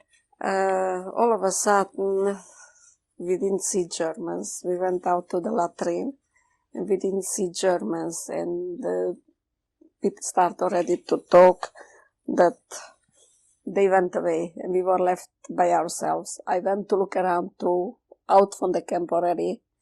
We saw no Germans, nobody. And then I came back. And my sister, Rivka, said the English came and they took away Haichu. So, because they looked for the very sick first. And then me and Rivka was taken away by the English. And then the English took us through cleaning and probably other stuff to wear. And it was in Lübeck that we were for a while. And we didn't find Haichu anymore. When did you see the first British soldiers? When they took us away from Bergen-Belsen. When you went out of the camp, you said you Yeah. went to look. You Yeah. actually went outside the camp. Yes. Were the gates still electrified? There was no electricity. No electricity. No. There was. No. You could walk in and out of Bergen-Belsen. Yeah, but I just didn't go far away because there was no strength. I came right away back. And then we were laying down and waiting. They should take us to, and it was not too long. We didn't wait too long, and they took us away too. When was the first? Who was the first British soldier you saw, and how did you communicate with them? Nothing. We didn't know how to speak. They just took us away, and that's it. You knew they were British, though. We knew that they are British, yes. And outside there were a lot of corpses, mountains. And also in Bergen-Belsen, we didn't know. We were laying down if she was alive or not. We didn't know, but it was, I know a girl that from my city, that she was in the other line. She was already dead, but she was just laying there. Nobody took her out till the English came. When the English came, they came into the bunk? Yes. And they simply took you. Did anybody speak Yiddish, Hungarian, or Czech? No. Nobody. They made with signs who should go first. I see. Whoever was more sick, they took first. So we were also between the first one taken away. What? Me and my sister. You were together? They're not together, but then we find each other. And Haichu we never find. When they took you, how did they take you? I don't know. I mean, did you walk, or did they put you on a stretcher? How did they take you to, you said to Lübeck? Yes. Yes. In a stretcher, I guess. And where did they take you in Lübeck? In Lübeck we were a while. Where? Where did they keep you? It was, I don't know if it was a hospital or not, but it was clean, and we got nightgowns, I guess. And we're waiting what's going to happen next. And next was the Red Cross that we went to Sweden. They asked us already. How long were you in Lübeck? Not a few weeks, I guess. Not long. And were you able to talk to anybody there? Just whoever was close with us. Not the outsiders. Yeah. Were there people from... They were asking where we want to go. But were there people already from the joint or the agencies or UNRWA? No, I didn't see. Did anyone speak Yiddish? Or Hungarian? Probably yes, because they were asking where we want to go. I don't know. What did you pick to go to Sweden, or did they send you to Sweden? We picked to go to Sweden because my sister Rivka was also sick. She had TB. She had tuberculosis. And you were all right? I was all right. So I didn't want to separate, so we chose to go to Sweden. And we were taken in a Red Cross ship to Sigtuna. In Sweden. How long did that trip take? A few days, I think so. When you were in Lubeck and before you how did you try to connect to your family? How did you find out what happened to your family? To my family? Your family. When you were already in Auschwitz, what happened?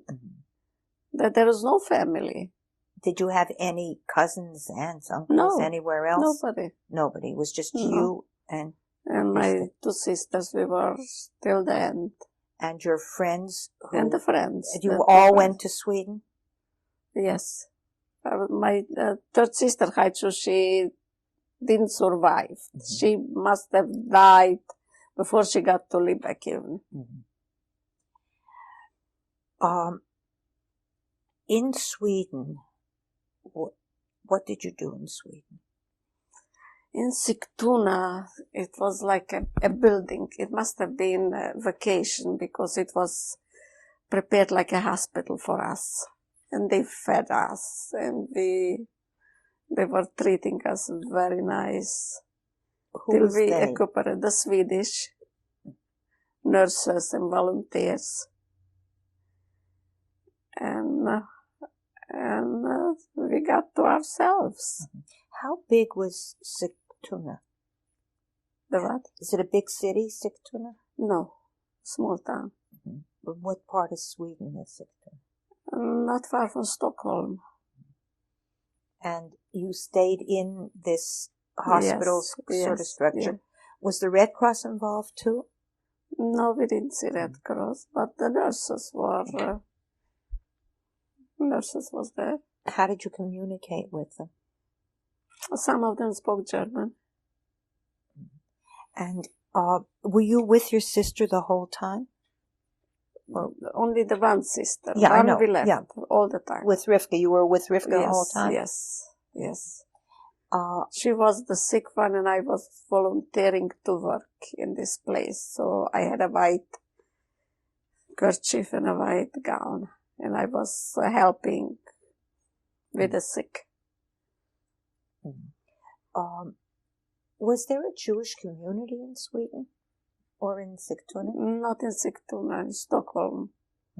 Did the Jewish community have anything to do with you? Yes, they tried to come and they tried to bring presents for the girls. Yes. There were Jewish families that they adopted us. Was there any presence from the Jewish agency or the Bricha or Haganah in Sweden? In Sweden was already, yes. Who was there? I don't know the name, but they tried to organize that we should be ready to go to Israel, to Palestine. So, how did they do that? They rented a building and they brought in girls and boys, whoever was going to go to Palestine. And we wanted to go because we had there an aunt and an uncle. So we wanted to go there.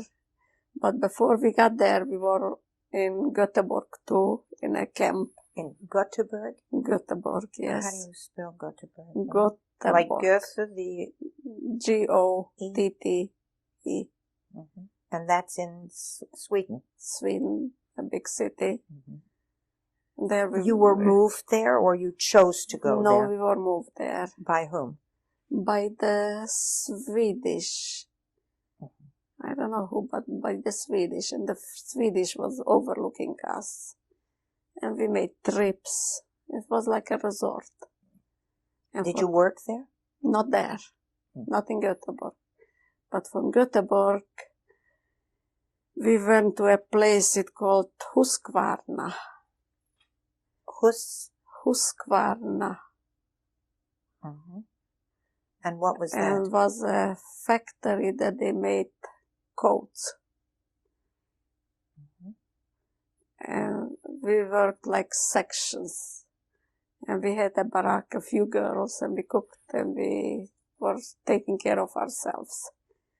Till the people from the joint came, and they persuaded us we should go to the kibbutz. They called the kibbutz Garin, this building in Ostano. In where? Ostano. Ostano. Yeah. Us or us? O. Ostano. O-S-T-A-N-O. And that was also in Sweden. That was also in And that Sweden. was a kibbutz, a garin. Kibbutz Garin, they called it. Kibbutz garin.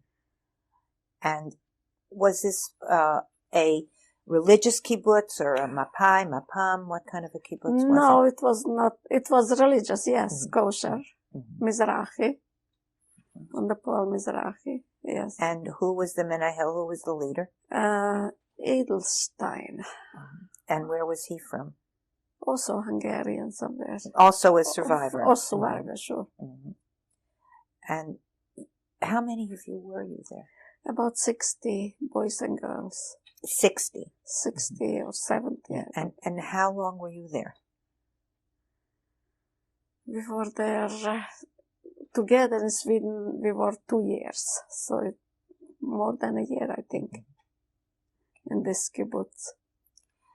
And from there we went out to work, but the money went to one place. And the purpose of it was to get you to Israel. Yes. What was in Palestine.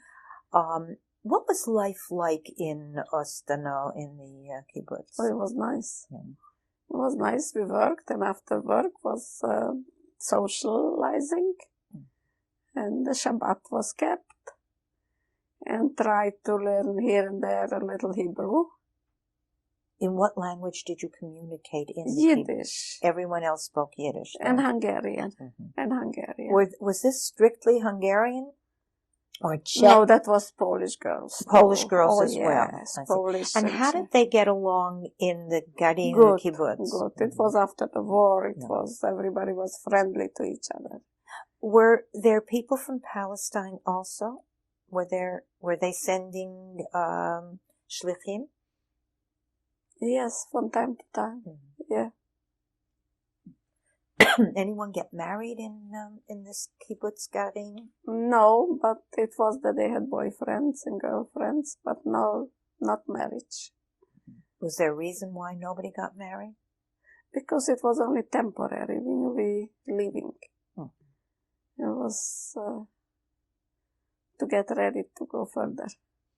And how much vocational training did you get for life in Palestine?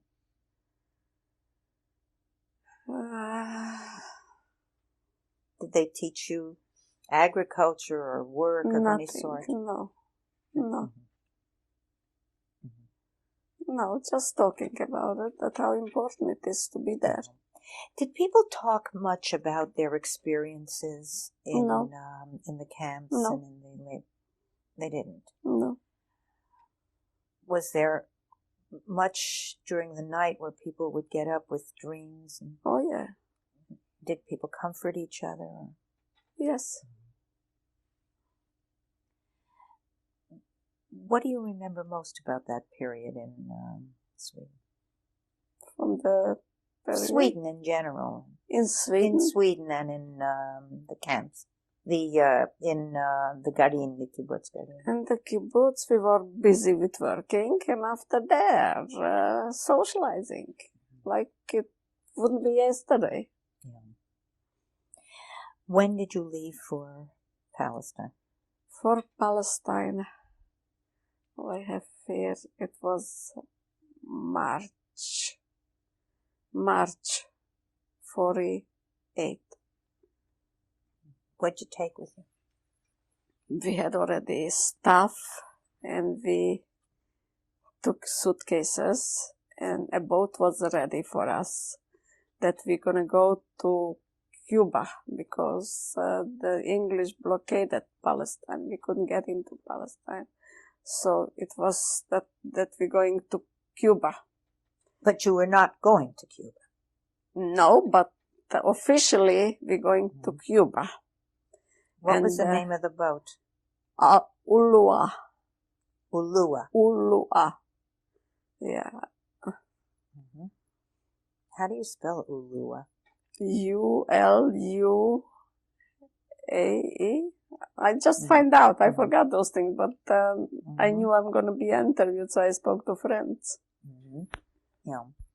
And how many were going? We started out the whole kibbutz and other people too. We were about 300 or even more, 500 from a lot of places. It was a small boat and we were crammed together. It was also made like shelves. And everybody find a place in the shelf. We couldn't sit up just to move in. And the boat left from where? I don't know. From Sweden, from the port, for Stockholm, I don't know. And how did it go? It went Gibraltar, and when we got to Italy, we were told that we should throw everything away because on every spot that we're going to throw away, another person will come in. So from Italy, they came with rubber boats up to the boat, another 500 girls and boys. We were then very crowded. And we passed Gibraltar, then it was a big storm, and the ship got lost. We were just like, that was very bad. Who was operating the ship? It was a volunteer. Yeah, were they Israelis, from Palestine, or were they American? No, they were American too. They were not Palestine, but they were American. We didn't know the name. After that, we find out it was Luba Elyof. He conducted our ship. He was a representative in the Knesset. Luba Elyof. One name. Luba. Luba is a woman, isn't it? No. Luba. Elyof is the family name. And he was the captain. Okay, we're going to change our tape again.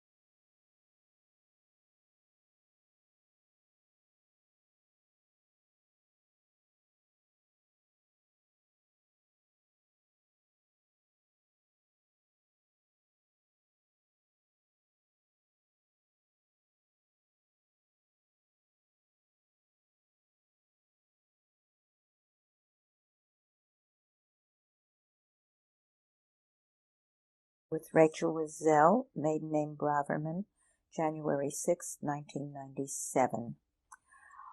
What was the trip like? I know you said it was very crowded. Very crowded, and they were by Gibraltar was very dangerous. The ship was just turning over almost, and we lost contact with the outside for a few days. They didn't know where we were and what we was. It was 5 weeks on this ship till we got close to Haifa port. And then we were surrounded by British warships, surrounded. And they were getting closer. They were telling us we should give up. We didn't want to give up. So they got closer till we got into a fight with them. We were throwing at them cans, whatever we had. But they overpowered us. So they took us to their boat and went to Cyprus. they took us to Cyprus. In Cyprus, there were camps already for people from before us. It was a round tin barracks, like a half a barrel from tin. Tin. Yeah, it was very hot or very cold. But we were not in a danger. I mean, we got food, we got clothes, and we were just waiting till we're gonna get to Palestine. What month was it when you got to Cyprus? March. March 40. No, I was 13 months in. March was when we got out from Cyprus. So.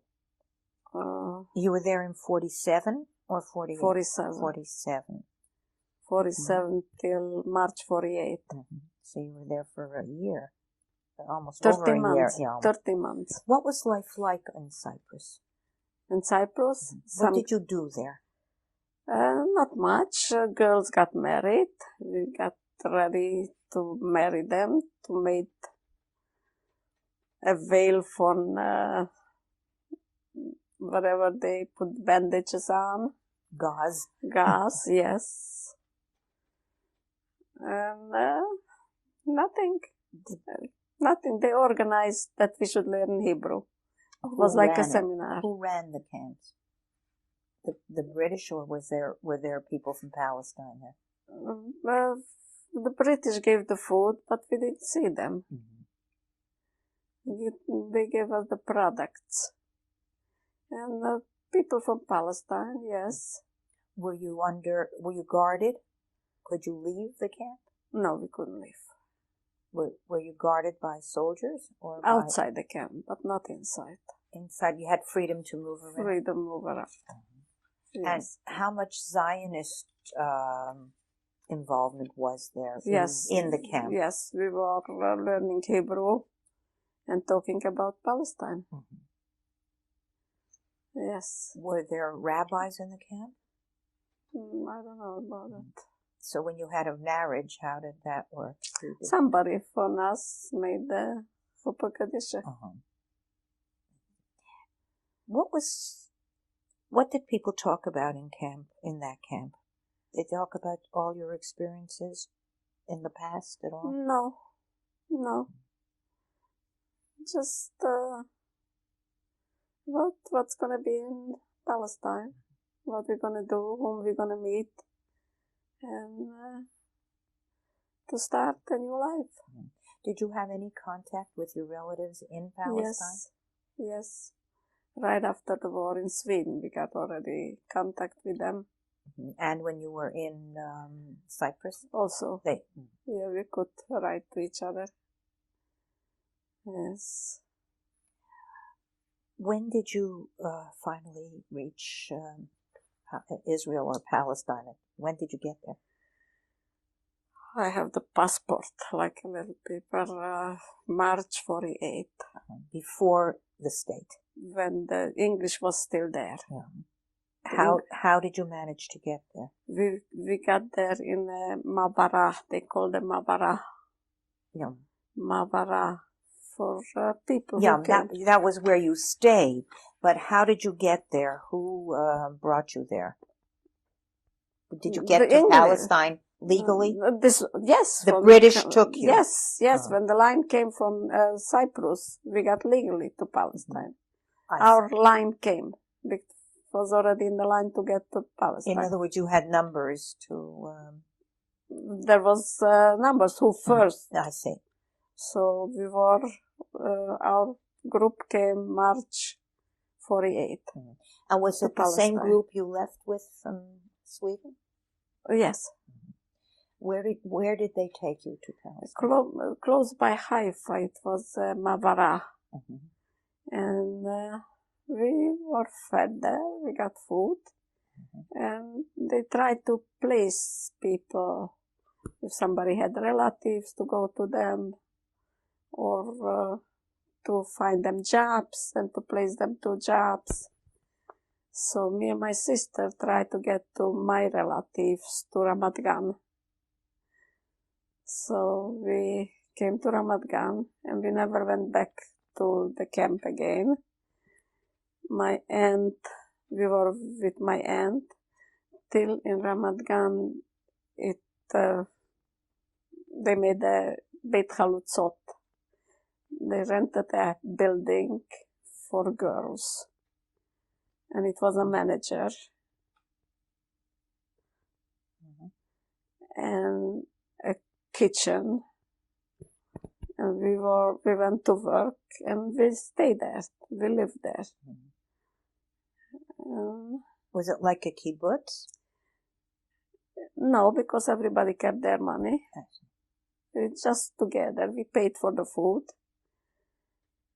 And the English was still there. But after they were ready to go out. And then the war started with the Arab. I was working in Tel Aviv. I took the bus every day from Ramat Gan to Tel Aviv. It was number 4 bus which passed Leibrak, doesn't matter. And then the Arabs started to bomb Egypt. Started to bomb. We were just seeing the planes because we had nothing. And they bombed. And when the airplane came, the alarm came up. So me and my friend, we were working in the same place and we got close to the bus station and the alarm started. So we had no time to get into the bus, so we were hiding in a building, the closest by the bus. And then the alarms, we had bombs. And the alarm stopped. We came out. This bus, what we were supposed to go in, it was bombed. And the manager was dead. And another couple. 40 people. And we got to the Beit Chalutzot. They knew nothing what was going on. I don't know how we got there back. I think we walked. And the war continued. That was the end. Where did you meet your husband? Where I met him, we grew up together. We went to school together. And right after the war, he looked up who was alive and he found us. So we started to be in touch. And we came to Palestine 48 and he came 49. He came after you? Yeah, he came and then we got married. In 49, in the kibbutz, in the Beit Chalutzot. And what did you do in Israel? You lived in Israel till 1961. Yeah. What did you do in Israel? I was sewing. I had a job as a dressmaker. In Ramat Gan in Tel Aviv. And when the children were small, I was sewing in my house. I had a machine. We lived in Ramat Gan. And that's it. Why did you decide to come to... My husband worked as a painter and he wanted to change his position. It was too hard for him and he couldn't find another job. And he had already here a brother. And I guess that was a change. That was a part of it. That we decided to leave. But we thought only temporary. We never sold our apartment in Israel till today. We still keep it. And now we go every year for 2 months. In Israel, how were you received by the Sabras or the existing community that was there from I don't think they wanted much to hear about our past. We didn't talk much. We wanted to blend in, I think. Who were your friends there? I know you had family. Family. Were you friends with Israelis, with Sabras? No. Just family. Were you friends with other Olim? Just the girls that we were staying with. And after marriage, it was the family, most the neighbors. We were always close with the neighbors. Israeli neighbors. Who were Israelis. Were Israelis. Yes, we were close with them. When you came here, who brought you to the United States? Liza's brother. He was here already a year. And a cousin gave us the affidavit. And were you helped by No, we didn't. Hayat or Nayan? No, we rented an apartment. We started to work right away. Children went to school. Who were your friends here? How were you accepted in this country? You came in 1961. Yeah, we had an uncle. I had an uncle already here, and we were close with the uncle. And not much with the family, mostly with the family. How much did your children know about your experience in Auschwitz and Christianstadt? Whenever they needed a report to write. So like Naomi and Lisa. That's your grandchildren. My grandchildren. But your own my children, we spoke not much. Did they ask questions? Sometimes we sat by the table and then we talk about the old home, how it was. And not much from the camps. Not much. Did they know that you... Oh, yeah. They knew. What kind of education were they given here? First, when we came here, they went to a yeshiva Soloveitchik. So they finished 8th grades. And then Yossi went to Bronx Science public school. And Tzvi went also to public school. And Tzvi went to City College. Yossi went to Princeton.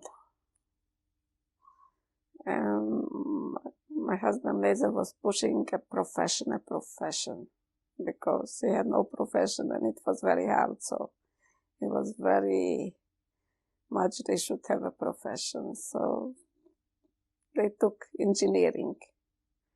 And Yossi, the last year before he finished college in Princeton, he had already the diploma as an engineer. He came home, he said he wants to be a doctor. So luckily he was accepted to a few medical schools and he went to NYU and became a cardiologist. Do you think that what happened to you had any influence on how you, on what your children are doing and the kind of work they do and their education? No. We didn't impose on them that they should be like this or this, just on the Jewish traditional way. When do you think they really knew exactly or many of the things that happened to you?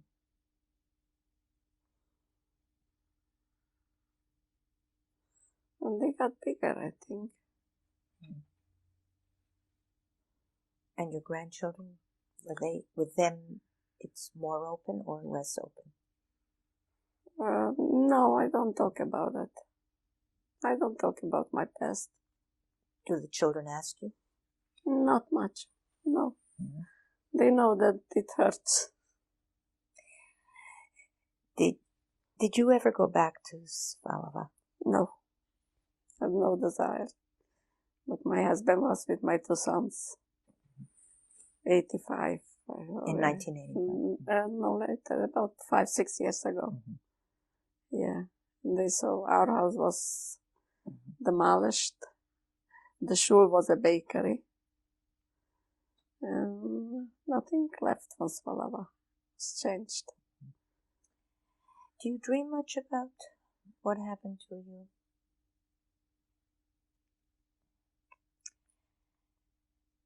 What was the hardest for you? The hardest time for you then?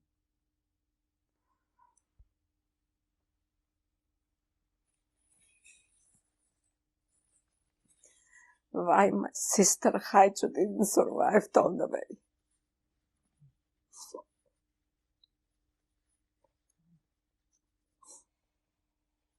Why do you think you survived? No reason. You know? It just happened.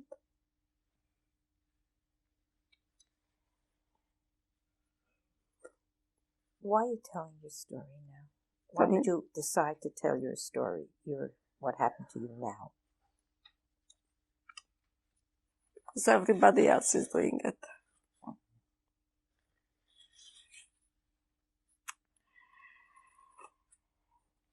Is there something you would like to add to your story? Because we're pretty much coming to a close. How to end? To add, is there anything else you would like to tell us? What my wish is? I would like my 2 sons and their families should have a close relation. And it should be peace in Israel and in the world. We're going to show some of the pictures that you have for us. But before that, I want to thank you for sharing your story with us. Oh, thank you. Thank you. This is the picture that was taken 1938 at Sunday school for girls, Bet Yaakov. And where are you? I am on the left against the door. And where are your sisters? My sister Rivka is the other end. The top is Rivka and the below is Haichu. And your sister Fege is where? Fege is on the second row below, over the girl with the white color dress. And how did you get this picture? Somebody from Svalava got it through somebody. I have no idea. Do you remember when it was taken? Yes. Who took it? A photographer, professional. Thank you. It's my mother, Celia Braverman. Her maiden name was Weiss. And when was this taken? It was taken in Svalava, 41. And is there a reason for this picture being taken? To send to her sister to Israel. And where did you get it? From my aunt in Israel. On the left is my father. His name is Shmuel Tzvi Braverman. The picture was taken 42. He was guiding his nephew to the chuppah, to the wedding canopy. What was his name? The Chaim Chatan? Yank. Chaim Yank. And the last name? Goldberg. Mm-hmm. And on the right was Chaim Yankel's future wife's father. And his name? Stern, I think. Stern. And where was this taken? Svalava. In Svalava? Yes. And how did you in front of our house. In front. And how did you get the picture? Von Chaim Yankel.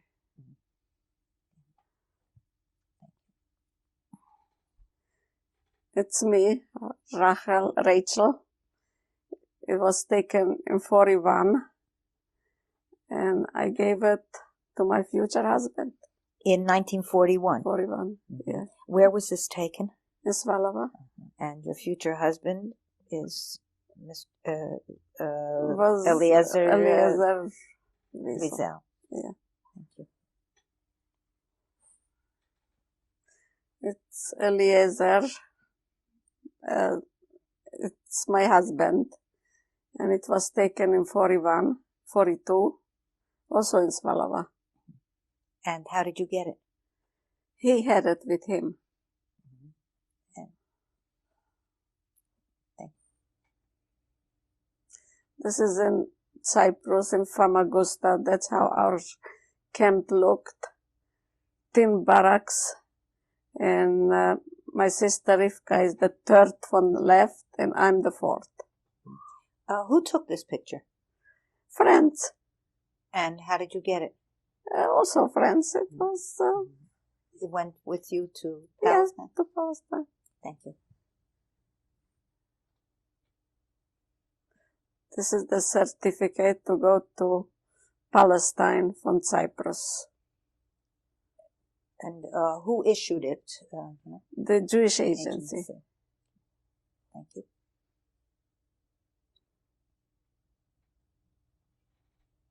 This is my sister Rivka and her husband Yitzhak Abt. They met in Israel.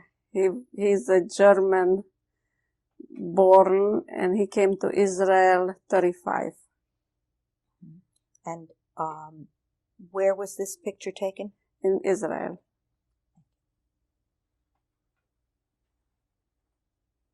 This is a picture taken in Binghamton. It's my son, Zvika. We call him Zvika, but he's called Harry. On the left is Lisa, and then Zvika, and David, Razi, my daughter-in-law, and Naomi. Your granddaughter. My granddaughter. And this was taken in Binghamton. When? 2 years ago. Thank you. This is a picture for my son Yossi. His name is Moshe Yosef, but we call him Yossi. And from the left is Adina, Yossi, Ilana, Sharon, Shira, and Yoni. And where was this taken? In West Hempstead. And when? 2 years ago. No. It's already 3 years ago. Thank you. So. I want to thank you again, Mrs. Wiesel, for Thank sharing your experiences and your life Mrs. story Rappaport. with the Shoah Foundation. Thank you. And we wish you well. And we're going to have lunch now. Okay?